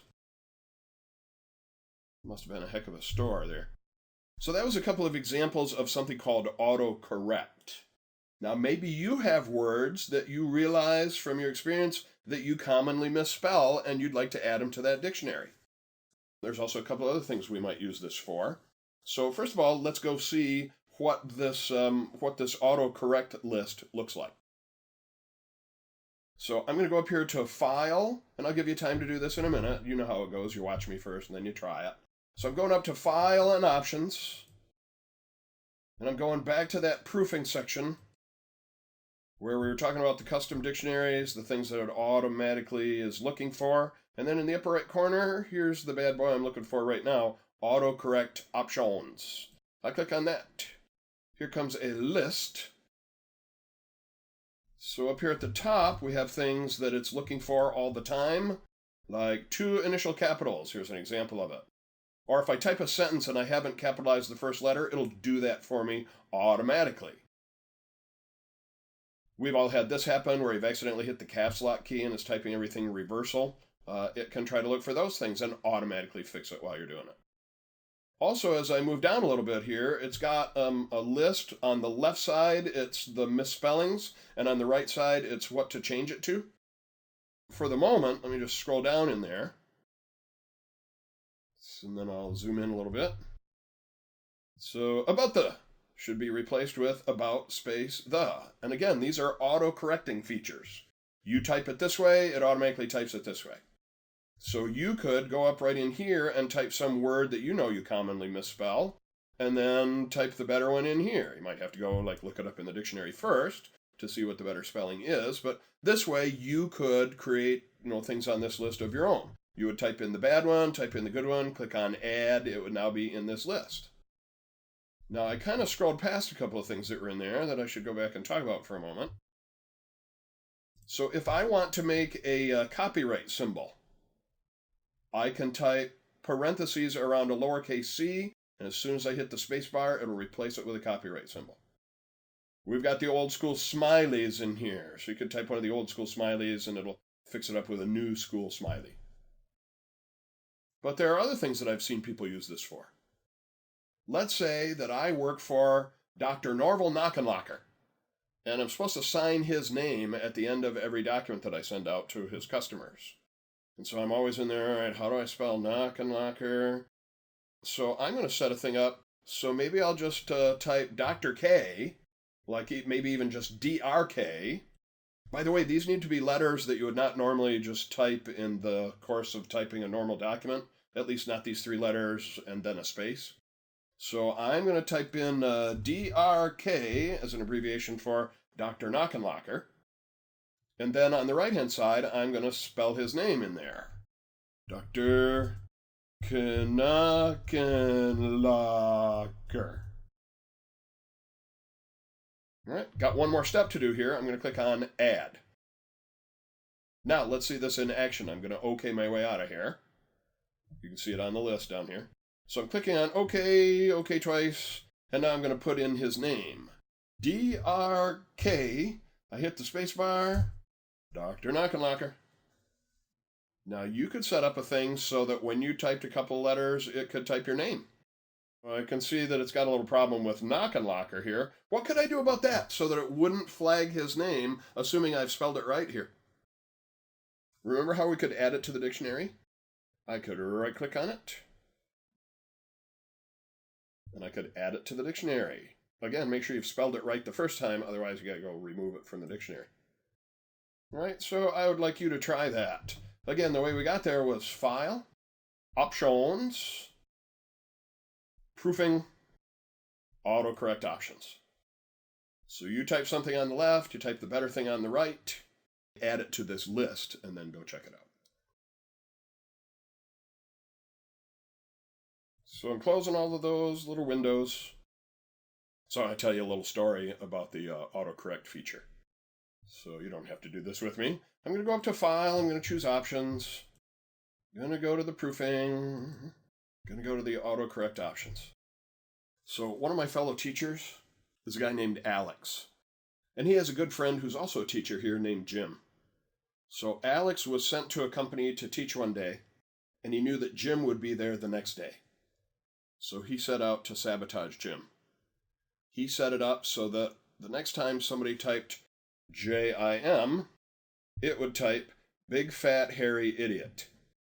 And he knew Jim would know how to fix it, but he also knew Jim would be in a hurry in the morning, like typing stuff up on the screen. Hi, I'm Jim, and this is what we're going to teach here. And so it said it went off just like clockwork. Hi, I'm Big Fat Hairy Idiot.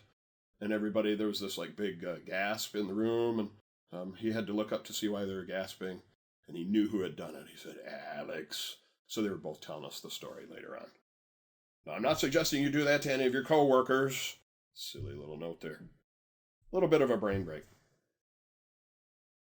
I don't need this document for anything more, so if you just finish the previous section here, feel free to close this document. So one of the ways to do that, I can go to File and Close. It asks me, do I want to save it? And I will say, no, thank you. So let's go open another file here to play with for our next subject. So we can go to File and Open, or you can use Control-O. Going through File and Open. I get to this window, I'm going to go Browse.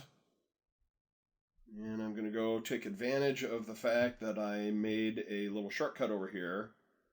So I'm going to go over here and click on my Word sample files. And I'm going to scroll down a little bit. I'm looking for one named Finding Text. Finding Text for Mod 2. So I'm going to double click on that one. Here comes Finding Text. And you'll notice up here at the top it says this is open in protected view. Unless you need to edit it. If you're just going to read it, then just read it. If you need to edit it, then you'll have to click on Enable Editing. You may have seen this happen earlier in your experience here. So I'm going to click on that, and here I am now in the document named Finding Text. So pause the video, go open that document, Finding Text, please. So I would like to use the Find command up here. I'm going to go click on that. By the way, as I'm hovering over it, might be tough to read, but it says a keyboard shortcut is Control-F. So either Control-F or click on the word Find opens up the left side navigation pane. Last time I was here was in another module where I was looking for the words Chapter 3 in a document. Notice in this document it doesn't find any Chapter 3. But maybe I would like to look up the word Gallery, find where the word Gallery appears. So I'm going to type that in right here, G-A-L-L. As I'm typing, it starts looking. The more I type, the more specific it gets about what it's looking for. And it automatically highlights all the occurrences, and if there's a bunch of them, then it shows me little shortcuts to them over here. So I'm scrolling up and down, hovering over this one. It says that one's on page 1. Scrolling way the heck down here, hovering over that one. It says that one's on page 4. Apparently the word gallery is in here just a whole bunch of times. Now, maybe I want to replace that word just once with some other word. Well, we've seen we could do that through the thesaurus, for example. Or maybe I want to replace all occurrences of that word with something else.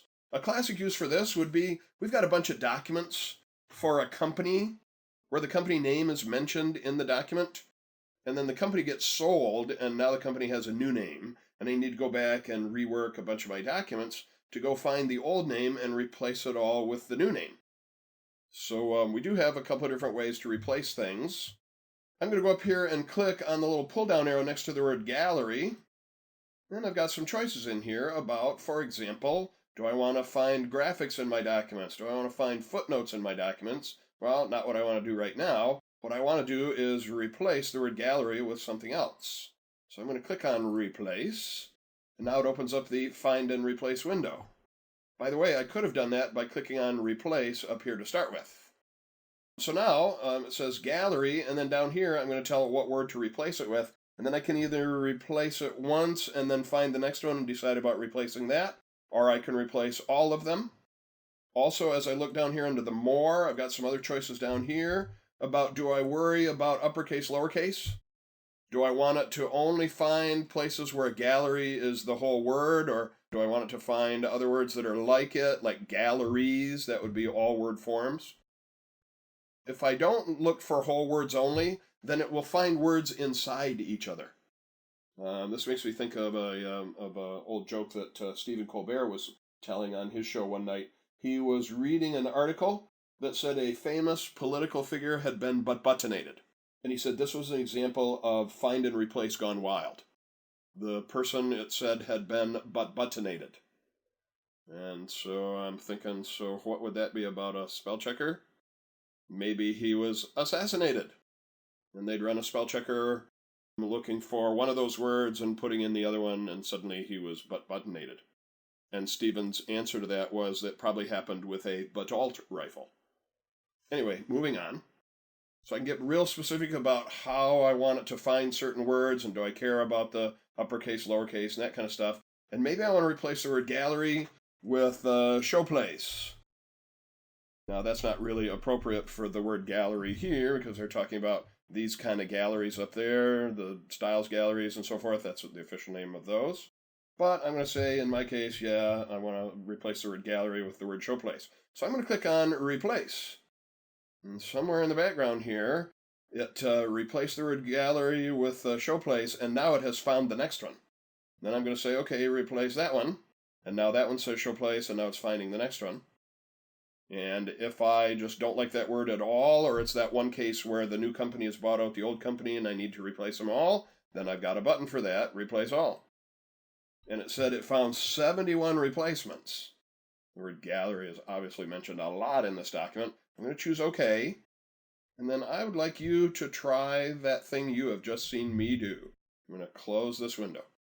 So again, the way I started that was I went to the find command. That opened up the navigation place over here. Navigation pane. I said, look for the word gallery. It's having some trouble finding the word gallery. I can see galleries down here, so I might need to go in there and say, hey, find all versions of the word, but right now all of the words gallery have been replaced with that other word. But that's how we got started at it. Once it found places with the word gallery, we clicked on this little pull-down arrow, said I want to replace. We told it to replace gallery with showplace.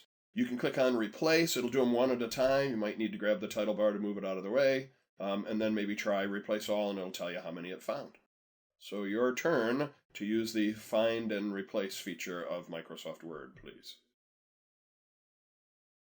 As we've been working along, we've got several documents open right now, if you've been playing along with me. Why don't we take a moment and close all the documents we have open. As we close them, it'll ask us if we want to save them. That'll be up to you, but we probably have saved them recently, so it probably won't ask. So I'm going to go up here and click on my close button up in the upper corner. This one says, do I want to save the changes to finding text? I'm going to say, yeah, go ahead and save that with the replacements. All right, so module 2 large document. I'm going to close that one the same way. You can also go to File and choose Close. By the way, keyboard shortcut for close a document, I believe, is still Control-W. So again, File and closing this one. Mine says, do I want to save it? Section breaks for mod 2. Sure, I'll save that. And it finishes closing it. Now, eventually along the way, probably as you get to closing the very last document, you're probably going to see this. You have modified styles or building blocks, such as cover pages or headers. In our case, it's a footer. And if I want that footer to truly be available from now on in other documents, I need to say, yeah, save that modified building block that I made for a footer. So I'm going to click on that. You are probably going to see that along the way here if you were playing along with me when we made that footer. All right, let us go restart Microsoft Word then. It should offer me those templates right away. And I'd like to try one of these. I'd like to try the personal letterhead. Now, yours might not be just right up here in the top row. You may have to scroll down and look for it a little bit. I wish the list was alphabetized, but I'm afraid I can't say that. So you're going to scroll down and try to find one called Personal Letterhead. It should kind of look like this. And when you find it, go ahead and click on it. It'll show you a little preview of it, and then you're going to click Create. And it may take it a moment, but it should pop it up fairly quickly. So it's taken who I'm signed in as, thrown that up here, got little placeholders for street addresses and so forth. Now right now, as I try to click on the placeholders for the street address and so forth, it seems to be a little tough here. I'm trying to click on it, I'm getting nothing. If you will double click on it, you'll discover, oh, that's actually up in the header, and that's why you couldn't get to it at first. But now you can. You can modify whatever you want there. So put the video on pause and do what you saw me do. Open up that template called the personal letterhead. It'll show you a preview. You'll click Create. You should be where I am, and then you can double click up here for the street address, and you'll be in that placeholder. So go catch up with me, everybody. So you could go up here and modify the street address, your telephone number, your email, those sort of things, and that way that would be in this document the next time you open it. One of the things that's cool about a template file, I'm sure that we've all done this. I need to make it a document this year that's very much like a document that I created last year. So I'm really tempted to open up last year's document and type in the new information, the new location of the party that we're inviting them to, the new price of whatever thing I'm trying to sell them.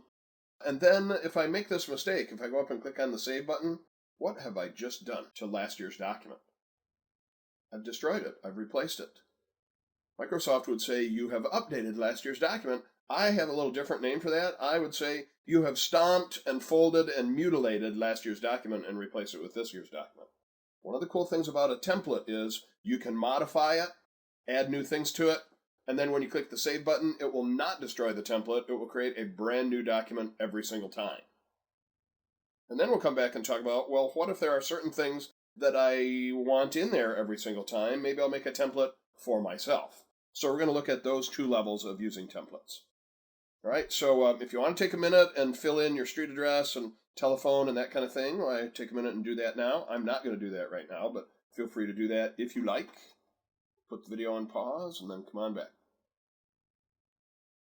So let's imagine that I have done that, and now I want to use this template for a particular thing. So I'm going to double click down in the regular text, gets me out of the header. Says I could click to select a date.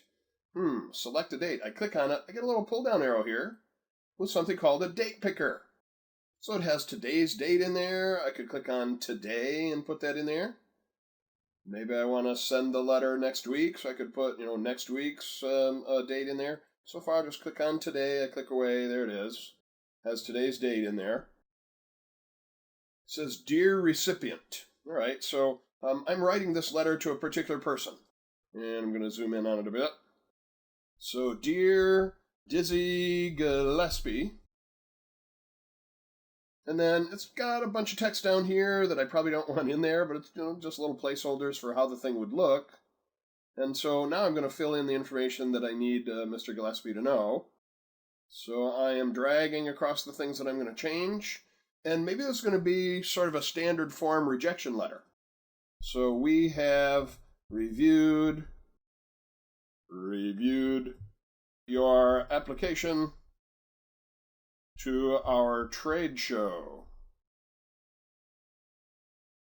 Arcade show. I'm going to right click on that and use my spell checker dictionary. Trade show. We find that the products you have offered are not appropriate for our trade show. Please reapply with different products if you wish. Now notice I see the red squiggle there. If I stop my typing and go fix it every time I see a red squiggle, it really slows me down. So a good habit to get into is just keep typing, ignore the little red squiggles, go back and fix them at the end. So please reapply with different products if you wish. And down here we got warm regards and my name in it. All right, now I'm going to go back and right-click on any mistakes, grammar and spelling mistakes and so forth, and fix them up. And now this document is ready to go. So I can actually just click Save. I don't have to worry about Save As because I'm starting with a template. So I'm going to go up to File. I'm going to choose Save. I'm going to browse for a place to put this. I don't want to put it on my corporate OneDrive just yet. So I'm going to click on Browse. And you'll notice right now it's ready to make a Word document. And it's not going to write over top of the old one, my template. So I'm going to save this Word document. Maybe I'll put it in my finished documents folder that I created for my lessons. So I'm going to drop it right in there. And I'm going to call it Gillespie Rejection Letter. So I'd like you to try that. You've filled in your name, your street address, and so forth, put in today's date, write a little letter to somebody, maybe make it a rejection letter, and then click the Save button, put it in our Finished Documents folder, and name it something appropriate for what text you filled in there. When I left off at the end of the previous lesson, we had just used a template to create a document, and one of the big points of why we would use a template is you can modify the document and choose the Save button, and you're not destroying the original. The original is still, shall we say, virginal. So I'm going to close this one document right now, and then I'm going to start Word again. So the next time I want to use that particular template, it should be a little bit higher on your list now. You can go click on Personal Letterhead Template. I'm going to create it. A little faster way, you can double click on it. So it's creating it right now. And you can see it's back to the original. Select a start date, dear such and such, and blah, blah, blah. So all that stuff that I typed in there did not affect the original template. But what if I send out a lot of rejection letters just like that one? We don't like what you offered us, but feel free to reapply with other products. And maybe that's just going to be kind of a generic letter that I send out to a lot of people, and I don't want to have to retype all that stuff all the time. So what I'm going to do is make a template for myself that has that stuff that's not going to change every time. My street address, city, state, zip. I still want to have the part about select a date. I still want to have the part about select a recipient. But I will rebuild that stuff that I had just said about, you don't qualify with what you've offered us so far, but please reapply with other products. So I'm going to change this up, and I'm actually going to save it as a template this time. So put the video on pause. I would like you to reopen that template. It should be just as it was when you first found it. So this time go in there, enter your street address, city, state, zip, the stuff that's not going to change every time, and then come on back. You'll discover I have done a similar thing by the time you get back. All right, welcome back. I've made up a street address here, 123 Elm Street. I'm thinking of Freddy Krueger, I guess. Really dating myself there. So every time I use this, I want to be able to select the date. I want to be able to fill in a recipient name. Caught a little grammar thing here. I wanted it to say we have reviewed your application. So I filled in basically the same stuff that I sent to Mr. Gillespie earlier. Guess I should be nice and put a period at the end of that sentence. So why don't you take a moment and basically duplicate what you see here. I'm going to leave this on screen. You're going to pause the video. You're going to go change these things, please, and then come on back. We're almost done. So these are words that will not change every time we send this out. Maybe I want to have this as a template called rejection letter. That means we need to save it specifically as a template and not as a document. So this will be a save as command. You're going to watch and then you'll do it. So I'm clicking on File. I'm going to Save As, or I can use my keyboard shortcut F12. I'm going to browse for where to put this thing. Now, just offhand, it's ready to put it in the My Documents folder, and it's ready to make a Word document, and whatever were the first words in the document, it wants that to be the file name. All right, so I'm going to change that. I'm going to name it Rejection Letter Template. I don't have to put the word template on there. Maybe I'll just call it Rejection Letter. I'll know that it's going to be a template. And then right down here, where it says Save it as a Word document, I'm going to click, and I'm going to tell it specifically, save it as a Word template. Save as a Word template. Now suddenly a special thing has gone on in the upper part of my save window. Notice it's not ready to put it in the My Documents folder anymore. It's ready to put it in a folder named Custom Office Templates. That's a default choice for where your personal templates go. And I'm going to let it go there, and I'm going to let it be called Rejection Letter, and I'm going to save it. So now you can see the new name up here, Rejection Letter. And again, you might not be able to see the 4-letter extension on the end of your file names up here, but instead of ending in DOCX, this one ends in DOTX, as in template. All right, so your turn. You've changed words down in here to be the ones that you're always sending out with this rejection letter. And then again, we went to File and Save As. At first we said Browse. It was ready to put it in the Documents folder. But as soon as we said I want to save it as a template instead, then it's putting it in this magic Custom Office Templates folder, and we've named it Rejection Letter. So catch up with me there, finish that off, put the video on pause, and go that far, please. All right, so now we're going to see how do we actually use this template. So I'm going to close this document. Happens to be the last one that I have open, so now I have to go restart Word. So I've still got the personal letterhead over here, but that's the generic one. I'm looking for my rejection letter. The list is not alphabetized, but you could spend a long time trying to look for that in this list. You will not find it, because this is the featured list. If I want to look at a list of things that I have created, I have to go to my personal templates. So I'm going to click on Personal Templates. Hey, there's my rejection letter. I'm going to call it up by clicking on it. There it is. So it's got the rejection stuff in it. I have to fill in the date, I have to fill in the recipient, and then I'll send it out. So do that much. You can either close Word or go to File and New. I would recommend that you close the document that's specific for Mr. Gillespie, and then go to File and New, or if that was the last document it had opened when you closed it, it closed Word, so restart Word. And then when you see those templates, let me just remind you of that last step there. When you're looking at the templates, you have to go to the personal templates and then find yours and give it a click, and it will launch that new template with all of the rejection stuff in there. So pause the video, catch up with me. So now I need to send this out to a different person. So I saved it as a template. Now I've opened it from my personal templates. It's got the information that I filled in that doesn't change from document to document, like the rejection stuff.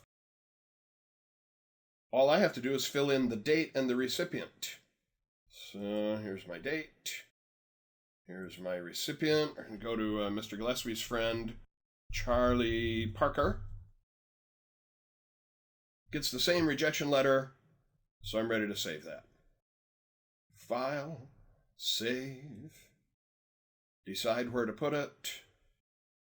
Maybe in my case, I'll put it in my finished documents folder over here. And this will be the Charlie Parker rejection letter. Right? I'm not saving it as a template. I'm using the template I created to create a new document from the template I created, from my personal template. All right, I'm finished saving that thing. And there we go. Let's leave this document on screen for our next lesson. So I'm ending this lesson and then go on to the next one. We're going to talk about how could I then take this document and maybe email it to Mr. Parker. So that's what we'll be talking about next. In the previous session, we created this document from a template that we had created. And then what I want to do next is send a copy of this document to Mr. Parker at his email address by involving Outlook. So here in Word, I'm going to click on File. I'm going to choose to share this document. Now notice the default is to save it to the cloud and then allow other people to edit it. And that's really the wave of the future, that kind of collaboration. But in this case, this is just a one-off. This is just an email going out to tell him he's been rejected from the trade show. So I'm clicking on Email. I can send this document as an attachment. I can convert it to a PDF and send it as an attachment. Got several other choices down here. But I just want to send this document as an attachment to an email using Outlook.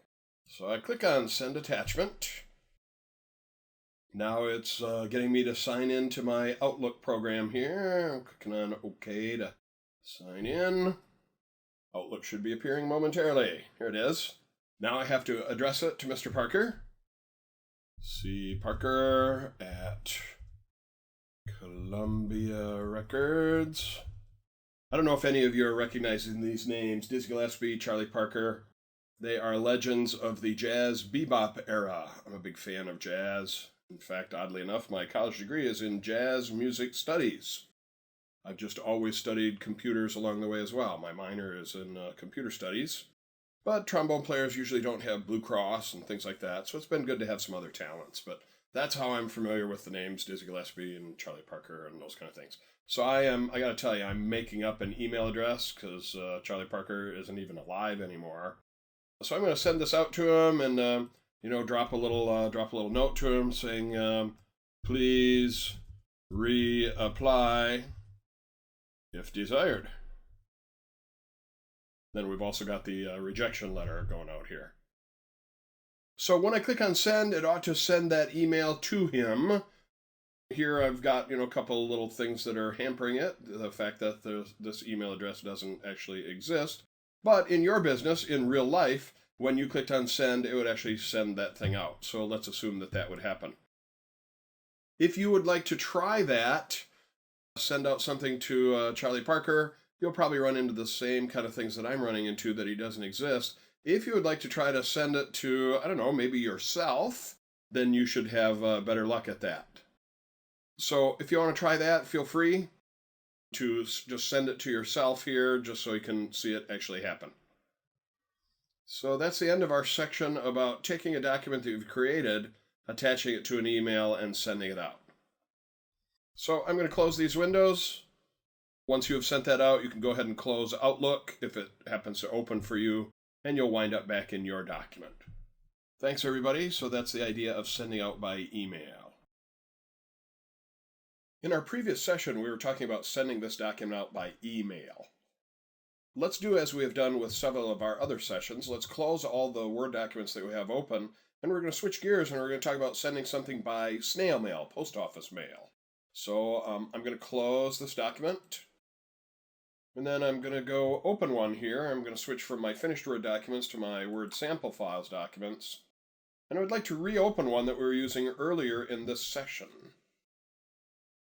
Its name was Section Breaks, and it's got several pages to it. That's why I'd like to reopen that one.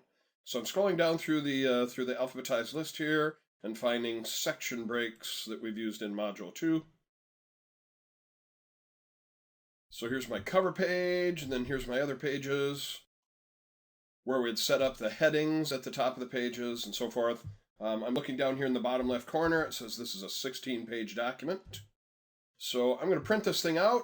And then eventually we're going to talk about putting it in a snail mail, printing out envelopes and that kind of thing. So first of all, let's talk about printing the document itself, getting it on paper, and then we'll decide what to do with the paper in the next session. So to print this thing, I'm going to go up to the File menu, and as you can imagine, I'm going to click on Print. And so I really like the fact that they give me a print preview right away. Any of you who have been around Word for a long time, there was an older version of Word where you had to make a separate choice about seeing a print preview. Here, as soon as you go to print, you see the preview right away.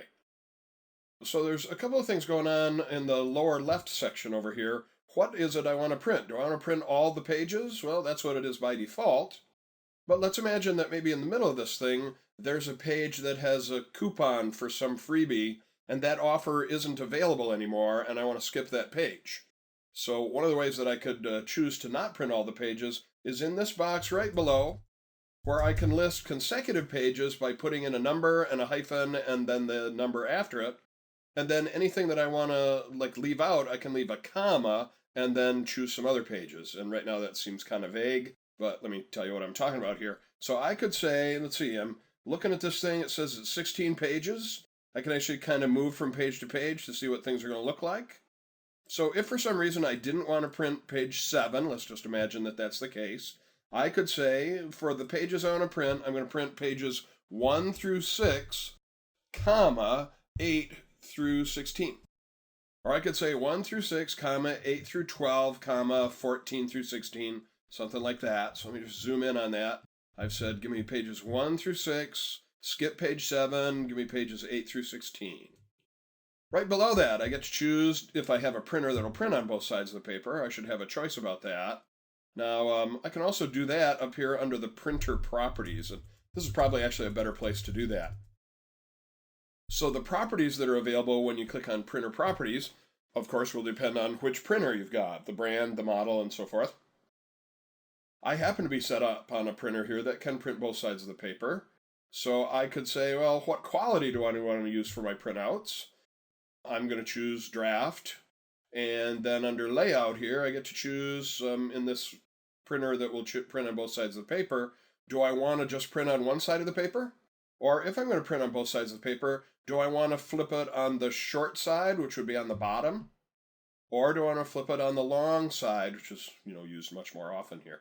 So again, the choices that you have in the printer properties are totally dependent on the model and make of the printer that you have. And then down below that, we were talking about this. Do I want to print all the pages? Do I want to print certain pages? And then this word collated. You probably run into this word before. Let's say I'm going to print like 8 copies of this thing, and I need to distribute it to the people in my department. So I'm going to print several copies of this multiple page document. The default setting is that document will be automatically collated. That is, as it says down here, it'll print page 1, page 2, page 3, page 4, whatever pages you said. And then when it gets to the end of that, then it'll print page 1, page 2, page 3, page 4. I can't think of any reason why I would ever want to turn that off so that it wound up printing page 1, page 1, page 1, page 1, page 1, 8 times. Then give me page 2, page 2, page 2, and then I've got to be a human collator? I don't think so. I can't think of a time when I have ever used the uncollated choice. Notice here I can choose the orientation of my page, either portrait or landscape. That actually should have been long ago done. As I was putting together the document itself, I should have made the choice about portrait versus landscape orientation way back when. It would also have been a good idea to choose the paper size early on. We saw how to do those things if you took earlier sessions here. Here I can set up the mirrored margins. Again, those are all things that should have been done long ago. So usually when I get here to the printing stage, about the only thing I choose is what pages do I want to print, what printer do I want to use, any properties of that printer I want to take advantage of, and then how many copies am I going to print. That's usually pretty much everything that I choose about when I decide to print this thing. And then, of course, the last step would be to click on print, and away it would go. It would print out my document. So there's not very many choices they have to go through when you're printing the thing out, but do notice you have choices about which pages and some things like that we've just talked about. So now that we've discussed that, why don't we close this document? Now you can choose to print yours if you want. It's not required, and I'm not going to print mine right now. So I'm just going to step back out of here, and I'm going to close this document. In our previous lesson, we talked about printing out a document, and now maybe I need to take that document and send it by snail mail. And that means I'm going to need an envelope for it, but rather than hand addressing an envelope, why don't I actually get Word to print the envelope for me? So that's where we're headed next. I'm going to start up Microsoft Word. I would like you to do the same thing. Here we go. All right, right now, it's ready to do a blank document, and that's an okay way to start. So I'm going to click on blank document. But now I'm going to switch gears and I actually want to print out an envelope.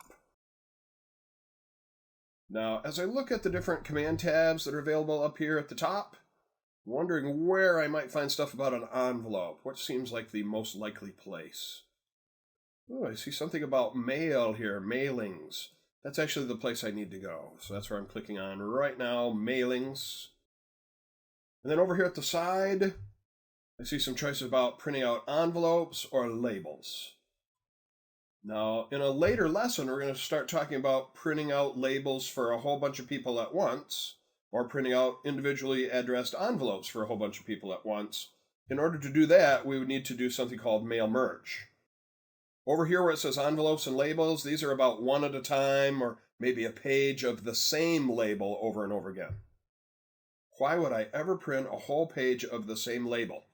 Well, maybe it's for somebody that I do a lot of business with, or maybe it's my return address label. So we'll talk about envelopes first, and then we'll talk about labels second. And again, this is not individual labels for a whole bunch of people. It's the same label over and over again when we get there. But envelopes first, please. So here I go. I'm clicking on envelopes. It's going to open up a separate little window here. So once this appears, you'll see the dialog window has information about envelopes or labels. So we're going to start with envelopes. Here's a little preview of my envelope. I could have a return address section here, the sending out address here. So that would be called the delivery address. That's why there's a box for that. And this would be called the return address, and there's a box for that. So let's fill some of that stuff in. Maybe the delivery address. So I need to send this to Mr. J.J. Johnson, who is a jazz trombone player, or at least was. And J.J. Johnson, maybe he lives at 10 Main Street in Detroit, Michigan, 48099. And then the return address. So the delivery address is going to appear there on the envelope. Here's my return address. It will appear there. And so I am Dan McAllister from 123 Elm Street in Bakersfield, California, 94333. Now there are some other options down here. If I click on options, then I have some choices about the size of the envelope itself.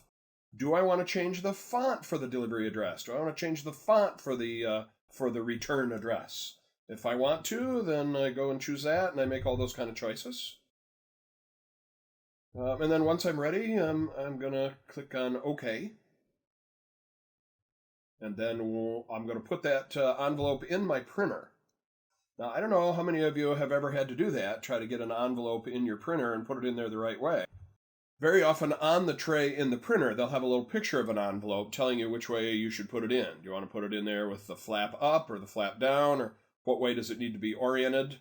And if for some reason your printer doesn't have that, what I've done in the past is grabbed a sheet of paper and ripped it into thirds so that I had a piece of paper that was about the size of an envelope, and I drew an X on one side of it, and I sent that piece of paper through to figure out which side of the envelope it prints on.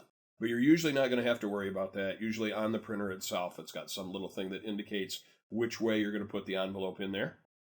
And then when you're ready to send it on, then all you have to do then is click on print. And so I'm not going to send mine. You can practice with yours if you like. So you filled in the sending address, you filled in the return address, and then click print and make sure your envelope is in there. So that's how to print envelopes fairly easily, huh? And then when you're finished, feel free to close this dialog window. And then we'll switch gears when we come back. The next session is going to be about printing labels.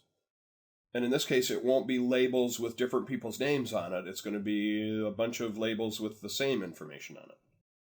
So for the moment, we are done with the printing of envelopes. In our last session, we were talking about printing an envelope. In this session, I'd promised that we were going to talk about printing labels. And again, let me just mention this. This is not a list of labels with several different people's names on each label. This is going to be one page of the same label over and over again. Maybe I do business with one company and I send them a lot of snail mail, so I just want their delivery label all printed out. Or maybe I'm going to print a page of return address labels that I can just slip on envelopes. Instead of printing the envelopes themselves, I'll get an envelope out and I'll put a label on it. Many people find that easier to print the labels and stick them on than printing the actual envelopes themselves. So this time, instead of envelopes, again, if you look, I'm under the Mailings tab here. This time, instead of envelopes, I'm going to go to Labels. And this dialog window should look familiar. It's envelopes on one side and labels on the other. All right, so this time I have only one spot here for the address, whether that's my return address or the sending address. Doesn't really matter. It's just going to be one address here. And then, do I want to print a full page of the same label, or do I want to print just one label? Now, many times the labels come several labels to a sheet. In fact, most often they do that. Very often, well, it depends on the size of the label as to how many labels will actually be on the piece of paper here. So first of all, let's fill in the information about the address, and then we'll start talking about, all right, then what labels do I want to use? So we're going to start out with full page of same label, and we're going to make maybe a return address label here. So maybe fill in your company information or your personal information that you would put on a return address label.